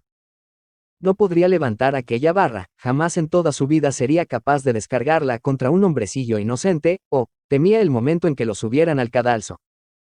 Se estremeció. El fuerte, el grande Papon tuvo que apoyarse en su barra asesina para que las rodillas no se le doblaran de debilidad. Lo mismo sucedió a los 10.000 hombres, mujeres, niños y ancianos reunidos allí, se sintieron débiles como doncellas que ceden a la seducción de su amante. Les dominó una abrumadora sensación de afecto, de ternura, de absurdo cariño infantil y sí, Dios era testigo, de amor hacia aquel pequeño asesino y no podían ni querían hacer nada contra él. Era como un llanto contra el cual uno no puede defenderse, como un llanto contenido durante largo tiempo, que se abre paso desde el estómago y anula de forma maravillosa toda resistencia, diluyendo y lavando todo. La multitud ya era solo líquida, se había diluido interiormente en su alma y en su espíritu, era solo un líquido amorfo y únicamente sentía el latido incesante de su corazón, y todos y cada uno de ellos puso este corazón, para bien o para mal, en la mano del hombrecillo de la levita azul, lo amaban. Grenoble permaneció varios minutos ante la portezuela abierta del carruaje, sin moverse. El lacayo que estaba a su lado se había puesto de hinojos y se fue inclinando cada vez más hasta adoptar la postura que en Oriente es preceptiva ante el sultán o ante Alá. E incluso en esta actitud temblaba y se balanceaba y hacía lo posible por inclinarse más, por tenderse de bruces en la tierra, por hundirse, por enterrarse en ella. Hasta el otro confín del mundo habría querido hundirse como prueba de sumisión. El oficial de la guardia y el teniente de policía, ambos hombres de impresionante físico, cuyo deber habría sido ahora acompañar al condenado al cadalso y entregarlo al verdugo, ya no eran capaces de ningún movimiento coordinado. Llorando, se quitaron las gorras, volvieron a ponérselas, las tiraron al suelo, cayeron el uno en brazos del otro, se deshacieron, agitaron como locos los brazos en el aire, se retorcieron las manos, se estremecieron e hicieron muecas como aquejados del baile de San Vito. Los notables de la ciudad, que se encontraban un poco más lejos, demostraron su emoción de modo apenas más discreto. Cada uno dio rienda suelta a los impulsos de su corazón. Había damas que al ver a Grenoble se llevaron los puños al regazo y suspiraron extasiadas. Otras se desmayaron en silencio por el ardiente deseo que les inspiraba el maravilloso adolescente, porque como tal lo veían. Había caballeros que saltaron de su asiento, volvieron a sentarse y saltaron de nuevo, respirando con fuerza y apretando la empuñadura de su espada como si quisieran desenvainarla, y apenas iniciaban el ademán, volvían a guardarla con ruidoso rechinamiento de metales. Otros dirigieron en silencio los ojos al cielo y juntaron las manos como si orasen. Y Monseñor, el obispo, como si tuviera náuseas, inclinó el torso y se golpeó la rodilla con la frente hasta que la birreta verde le resbaló de la cabeza. Y no es que sintiera náuseas, sino que se entregó por primera vez en su vida a un éxtasis religioso, porque había ocurrido un milagro ante la vista de todos, el mismo Dios en persona había detenido los brazos del verdugo al dar apariencia de ángel a quien parecía un asesino a los ojos del mundo. O, que algo semejante ocurriera todavía en el siglo XVIII. Qué grande era el Señor.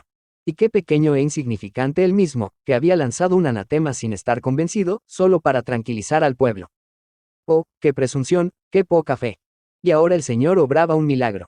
Oh, qué maravillosa humillación, qué dulce castigo, qué gracia, ser castigado así como obispo de Dios.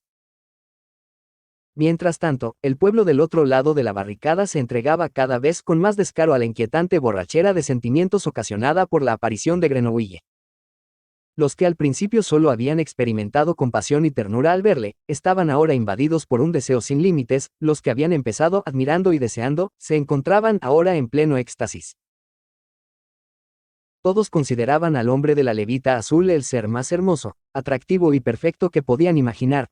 A las monjas les parecía el Salvador en persona, a los seguidores de Satanás, el deslumbrante señor de las tinieblas, a los cultos, el ser supremo, a la doncella, un príncipe de cuento de hadas, a los hombres, una imagen ideal de sí mismos. Y todos se sentían reconocidos y cautivados por él en su lugar más sensible, había acertado su centro erótico. Era como si aquel hombre poseyera 10.000 manos invisibles y hubiera posado cada una de ellas en el sexo de las 10.000 personas que le rodeaban y se lo estuviera acariciando exactamente del modo que cada uno de ellos, hombre o mujer, deseaba con mayor fuerza en sus fantasías más íntimas. La consecuencia fue que la inminente ejecución de uno de los criminales más aborrecibles de su época se transformó en la mayor bacanal conocida en el mundo después del siglo II antes de la era cristiana. Mujeres recatadas se rasgaban la blusa, descubrían sus pechos con gritos histéricos y se revolcaban por el suelo con las faldas arremangadas. Los hombres iban dando tropiezos, con los ojos desvariados, por el campo de carne ofrecida lascivamente, se sacaban de los pantalones con dedos temblorosos los miembros rígidos como una helada invisible, caían, gimiendo, en cualquier parte y copulaban en las posiciones y con las parejas más inverosímiles, anciano con doncella, jornalero con esposa de abogado, aprendiz con monja, jesuita con masona, todos revueltos y tal como venían. El aire estaba lleno del olor dulzón del sudor voluptuoso y resonaba con los gritos, gruñidos y gemidos de 10.000 animales humanos. Era infernal. Grenouille permanecía inmóvil y sonreía, y su sonrisa, para aquellos que la vean, era la más inocente, cariñosa, encantadora y a la vez seductora del mundo. Sin embargo, no era en realidad una sonrisa, sino una mueca horrible y cínica que torcía sus labios y reflejaba todo su triunfo y todo su desprecio. Él, Jean-Baptiste Grenouille, nacido sin olor en el lugar más nauseabundo de la tierra, en medio de basura, excrementos y putrefacción, criado sin amor, sobreviviendo sin el calor del alma humana y solo por obstinación y la fuerza de la repugnancia, bajo, encorvado, cojo, feo, despreciado, un monstruo por dentro y por fuera. Había conseguido ser estimado por el mundo. Como, estimado, amado, venerado, idolatrado. Había llevado a cabo la proeza de Prometeo. A fuerza de porfiar y con un refinamiento infinito, había conquistado la chispa divina que los demás recibían gratis en la cuna y que solo a él le había sido negada. Más aún, la había prendido él mismo, sin ayuda, en su interior. Era aún más grande que Prometeo. Se había creado un aura propia, más deslumbrante y más efectiva que la poseída por cualquier otro hombre. Y no la debía a nadie, ni a un padre, ni a una madre y todavía menos a un Dios misericordioso, sino solo a sí mismo. De hecho, era su propio Dios y un Dios mucho más magnífico que aquel Dios que apestaba a incienso y se alojaba en las iglesias. Ante él estaba postrado un obispo auténtico que gimoteaba de placer. Los ricos y poderosos, los altivos caballeros y damas le admiraban boquiabiertos mientras el pueblo, entre el que se encontraban padre, madre, hermanos y hermanas de sus víctimas, hacían corro para venerarle y celebraban orgías en su nombre. A una señal suya, todos renegarían de su Dios y le adorarían a él, el gran Grenouille. Sí, era, el gran Grenouille. Ahora quedaba demostrado. Igual que en sus amadas fantasías, así era ahora en la realidad. En este momento estaba viviendo el mayor triunfo de su vida. Y tuvo una horrible sensación. Tuvo una horrible sensación porque no podía disfrutar ni un segundo de aquel triunfo. En el instante en que se apeó del carruaje y puso los pies en la soleada plaza, llevando el perfume que inspira amor en los hombres, el perfume en cuya elaboración había trabajado 2 años, el perfume por cuya posesión había suspirado toda su vida. En aquel instante en que vio y olió su irresistible efecto y la rapidez con que, al difundirse, atraía y apresaba a su alrededor a los seres humanos, en aquel instante volvió a invadirle la enorme repugnancia que le inspiraban los hombres y ésta le amargó el triunfo hasta tal extremo, que no solo no sintió ninguna alegría, sino tampoco el menor rastro de satisfacción. Lo que siempre había anhelado, que los demás le amaran, le resultó insoportable en el momento de su triunfo, porque él no los amaba, los aborrecía. Y supo de repente que jamás encontraría satisfacción en el amor, sino en el odio, en odiar y ser odiado. Sin embargo, el odio que sentía por los hombres no encontraba ningún eco en estos.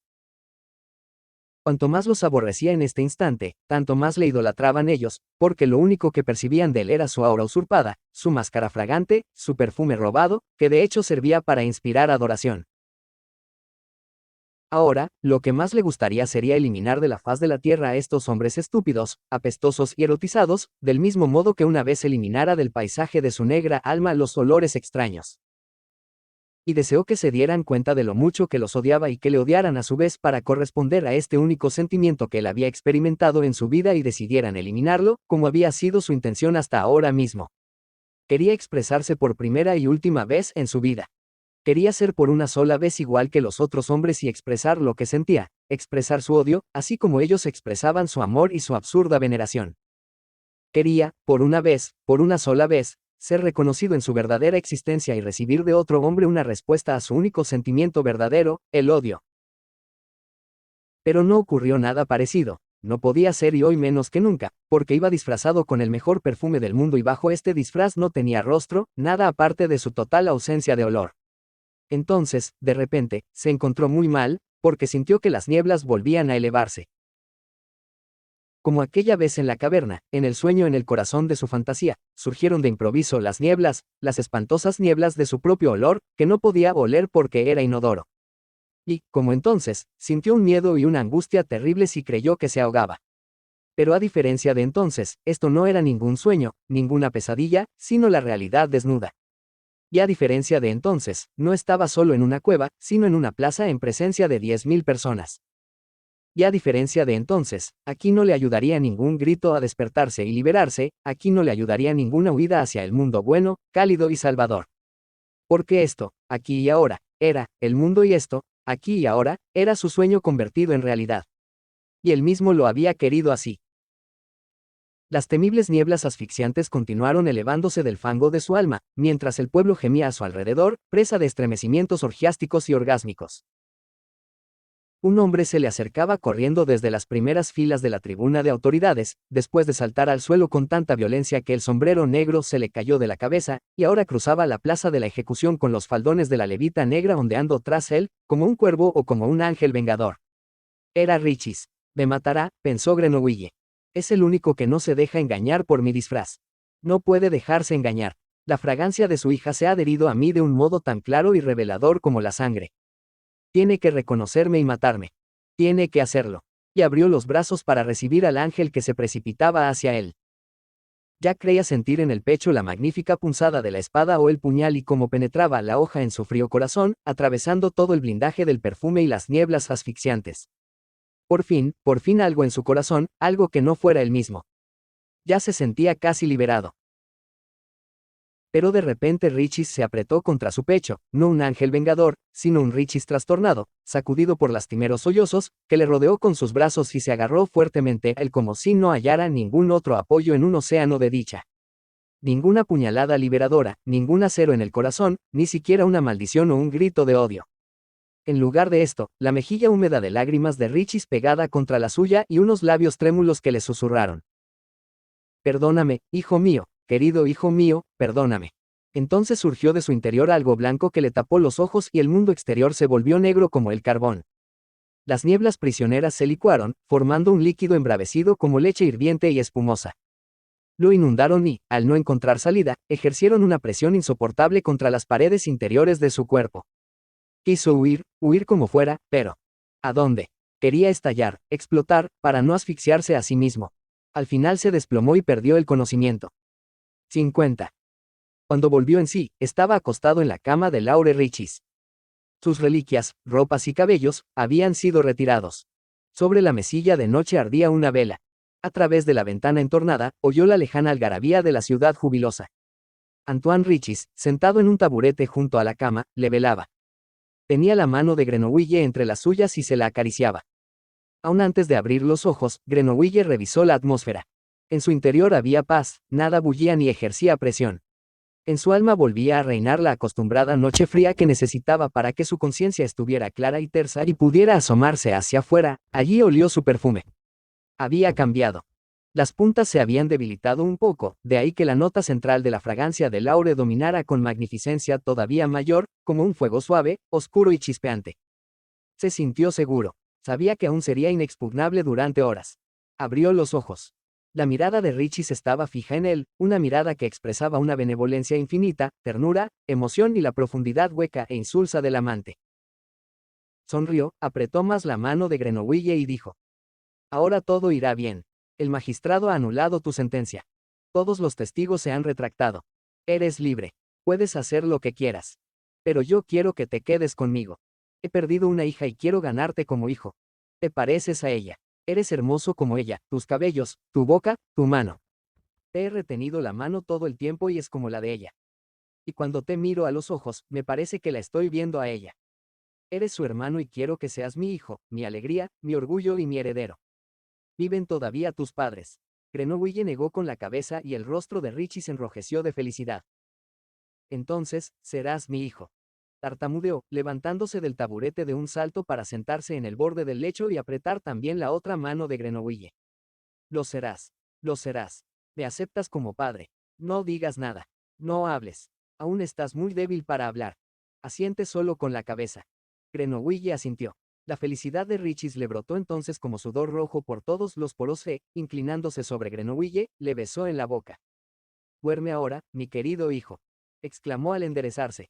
Me quedaré a tu lado hasta que te duermas.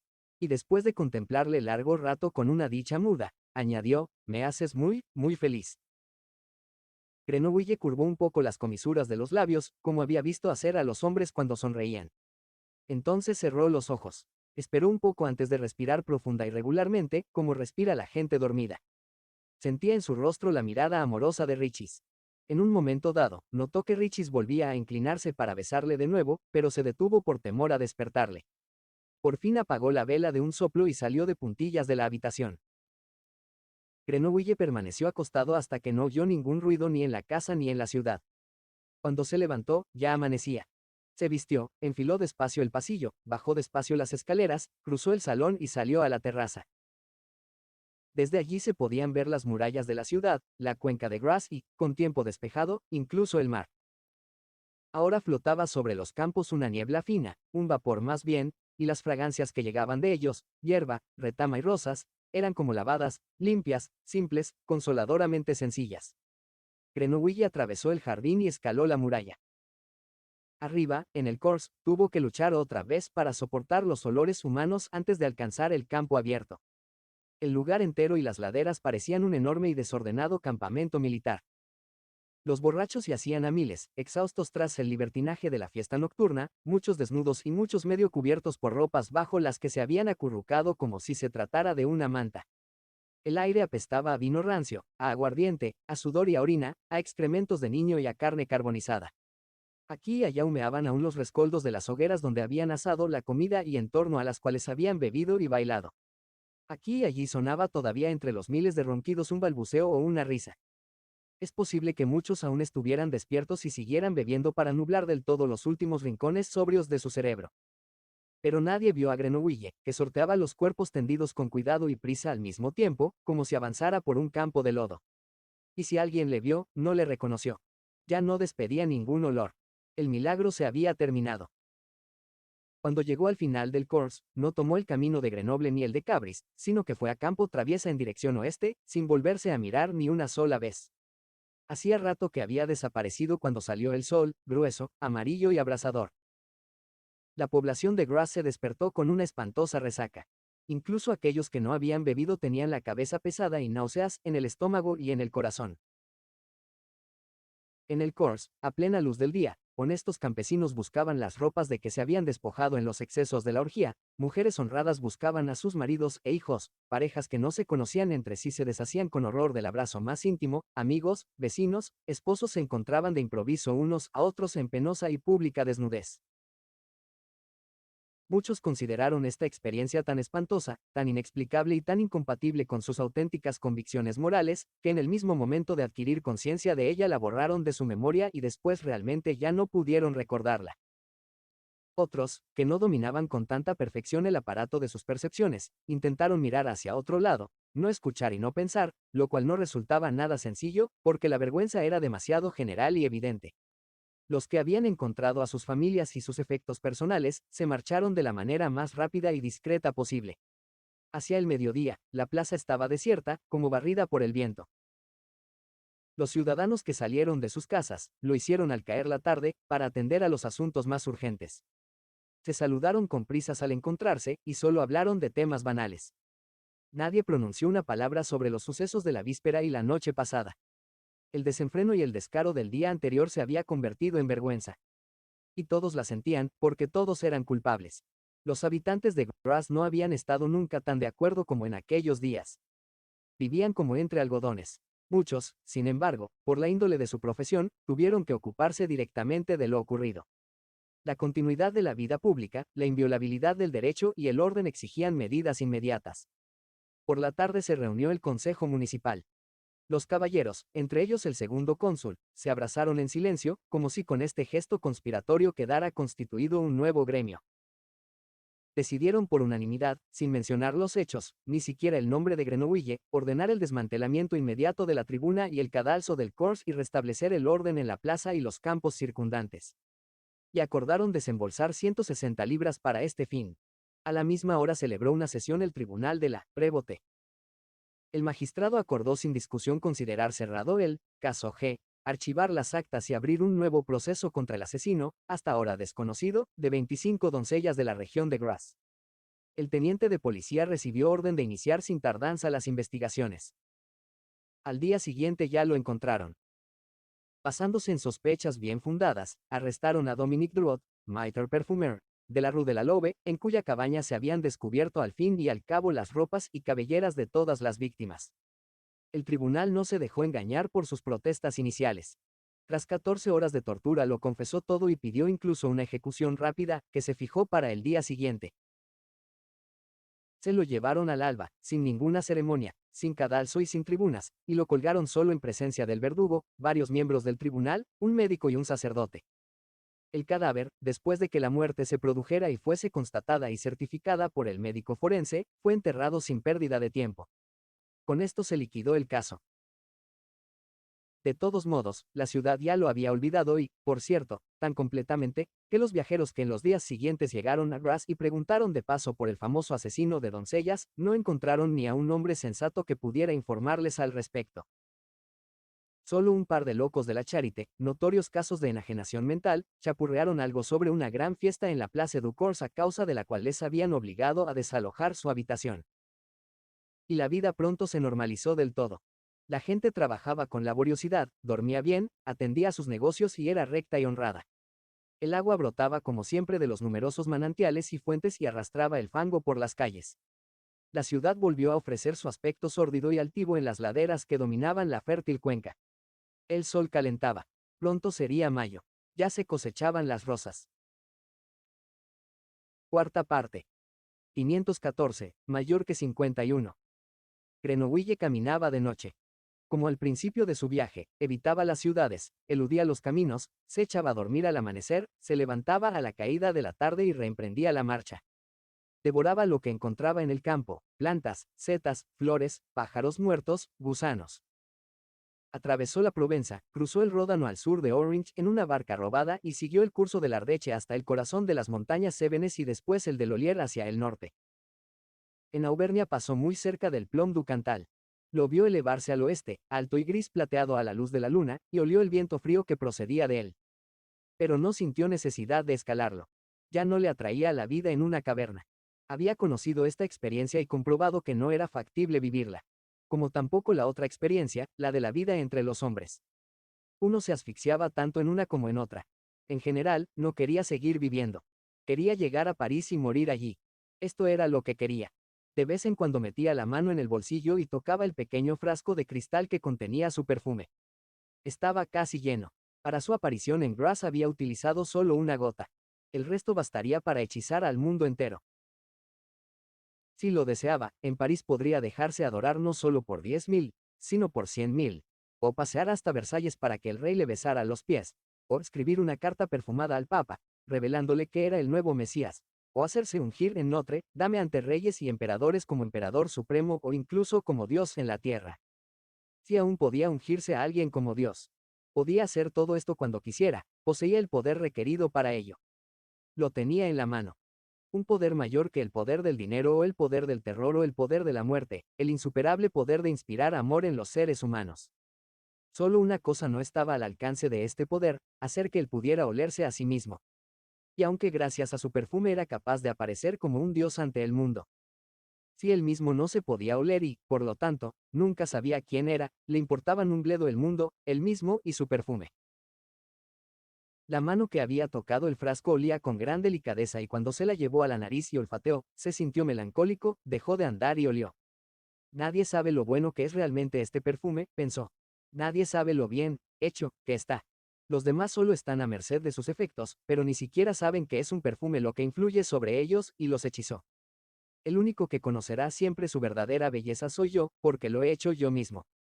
Y también soy el único a quien no puede hechizar. Soy el único para quien el perfume carece de sentido. Y en otra ocasión pensó, ya en Borgoña, cuando me hallaba junto a la muralla, al pie del jardín donde jugaba la muchacha pelirroja, y su fragancia llegó flotando hasta mí. O, mejor dicho, la promesa de su fragancia, ya que su fragancia posterior aún no existía. Tal vez experimenté algo parecido a lo que sintió la multitud del Corse cuando los inundé con mi perfume. Pero entonces desechó este pensamiento, no, era otra cosa, porque yo sabía que deseaba la fragancia, no a la muchacha. En cambio, la multitud creía que me deseaba a mí, y lo que realmente deseaban siguió siendo un misterio para ellos. En este punto dejó de pensar, porque pensar no era su fuerte y ya se encontraba en el orleanesado. Cruzó el Loira en Soli. Un día después ya tenía el aroma de París en la nariz. El 25 de junio de 1767 entró en la ciudad por la Rue Saint-Jacques a las 6 de la mañana. Era un día cálido, el más cálido del año hasta la fecha.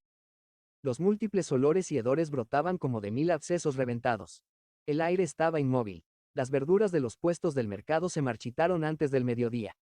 La carne y el pescado se pudrieron.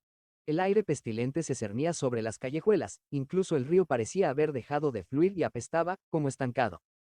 Era igual que el día en que nació Grenouille. Cruzó el Pont Neuf para ir a la orilla derecha y se dirigió a Les Halles y al Cimetière des Innocents. Se sentó en las arcadas de los nichos que flanqueaban la Rue aux Fers. El terreno del cementerio se extendía ante él como un campo de batalla bombardeado, lleno de agujeros y surcos, sembrado de tumbas, salpicado de calaveras y huesos, sin árboles, matas o hierbas, un muladar de la muerte. Ningún ser vivo merodeaba por allí. El hedor a cadáveres era tan fuerte, que incluso los sepultureros se habían marchado. No volvieron hasta el crepúsculo, para cavar a la luz de sus linternas, hasta bien entrada la noche, las tumbas de los que morirían al día siguiente. Pasada la medianoche, los sepultureros ya se habían ido, el lugar se animó con la chusma más heterogénea, ladrones, asesinos, apuñaladores, prostitutas, desertores, jóvenes forajidos. Encendieron una pequeña hoguera para cocer comida y disimular así el hedor. Cuando Grenouille salió de las arcadas y se mezcló con los maleantes, al principio estos no se fijaron en él. Pudo llegar inadvertido hasta la hoguera como si fuera uno de ellos. Este hecho les confirmó después en la opinión de que debía tratarse de un espíritu o un ángel o algún ser sobrenatural, ya que solían reaccionar inmediatamente a la proximidad de un desconocido. El hombrecillo de la levita azul, sin embargo, había aparecido allí de repente, como surgido de la tierra, y tenía en la mano un pequeño frasco que enseguida procedió a destapar. Esto fue lo primero que todos recordaron, que de pronto apareció alguien y destapó un pequeño frasco. Y a continuación se salpicó varias veces con el contenido de este frasco y una súbita belleza lo encendió como un fuego deslumbrante. En el primer momento retrocedieron con profundo respeto y pura estupefacción, pero intuyendo al mismo tiempo que su retirada era más bien una postura para coger impulso, que su respeto se convertía en deseo y su asombro, en entusiasmo. Se sintieron atraídos hacia aquel ángel humano del cual brotaba un remolino furioso, un reflujo avasallador contra el que nadie podía resistirse, sobre todo porque no querían hacerlo, ya que el reflujo arrastraba a la voluntad misma, succionándola en su dirección, hacia él. Habían formado un círculo a su alrededor, unas 20 o 30 personas, y ahora este círculo se fue cerrando. Pronto no cupieron todos en él y empezaron a apretar, a empujar, a apiñarse. Todos querían estar cerca del centro. Y de improviso desapareció en ellos la última inhibición y el círculo se deshizo. Se abalanzaron sobre el ángel, cayeron encima de él, lo derribaron. Todos querían tocarlo, todos querían tener algo de él, una plumita, un ala, una chispa de su fuego maravilloso. Le rasgaron las ropas, le arrancaron cabellos, la piel del cuerpo, lo desplumaron, clavaron sus garras y dientes en su carne, cayeron sobre él como llenas. Pero el cuerpo de un hombre es resistente y no se deja despedazar con tanta facilidad, incluso los caballos necesitan hacer los mayores esfuerzos. Y por esto no tardaron en centellear los puñales, que se clavaron y rasgaron, mientras hachas y machetes caían con un silbido sobre las articulaciones, haciendo crujir los huesos. En un tiempo muy breve, el ángel quedó partido en 30 pedazos y cada miembro de la chusma se apoderó de un trozo, se apartó, e impulsado por una avidez voluptuosa, lo devoró. Media hora más tarde, hasta la última fibra de Jean-Baptiste Grenouille había desaparecido de la faz de la tierra. Cuando los caníbales se encontraron de nuevo junto al fuego después de esta comida, ninguno pronunció una palabra. Varios de ellos eructaron, escupieron un huesecillo, chasquearon suavemente con la lengua, empujaron con el pie un último resto de levita azul hacia las llamas. Estaban todos un poco turbados y no se atrevían a mirarse unos a otros. Todos, tanto hombres como mujeres, habían cometido ya en alguna ocasión un asesinato u otro crimen infame. Pero devorar a un hombre, de una cosa tan horrible, pensaron, jamás habían sido capaces. Y se extrañaron de que les hubiera resultado tan fácil y de que, a pesar de su turbación, no sintieran la menor punzada de remordimiento. Al contrario, aparte de una ligera pesadez en el estómago, tenían el ánimo tranquilo. En sus almas tenebrosas se insinuó de repente una alegría muy agradable. Y en sus rostros brillaba un resplandor de felicidad suave y virginal. Tal vez por esto no se decidían a levantar la vista y mirarse mutuamente a los ojos. Cuando por fin se atrevieron, con disimulo al principio y después con total franqueza, tuvieron que sonreír. Estaban extraordinariamente orgullosos. Por primera vez habían hecho algo por amor. Fin de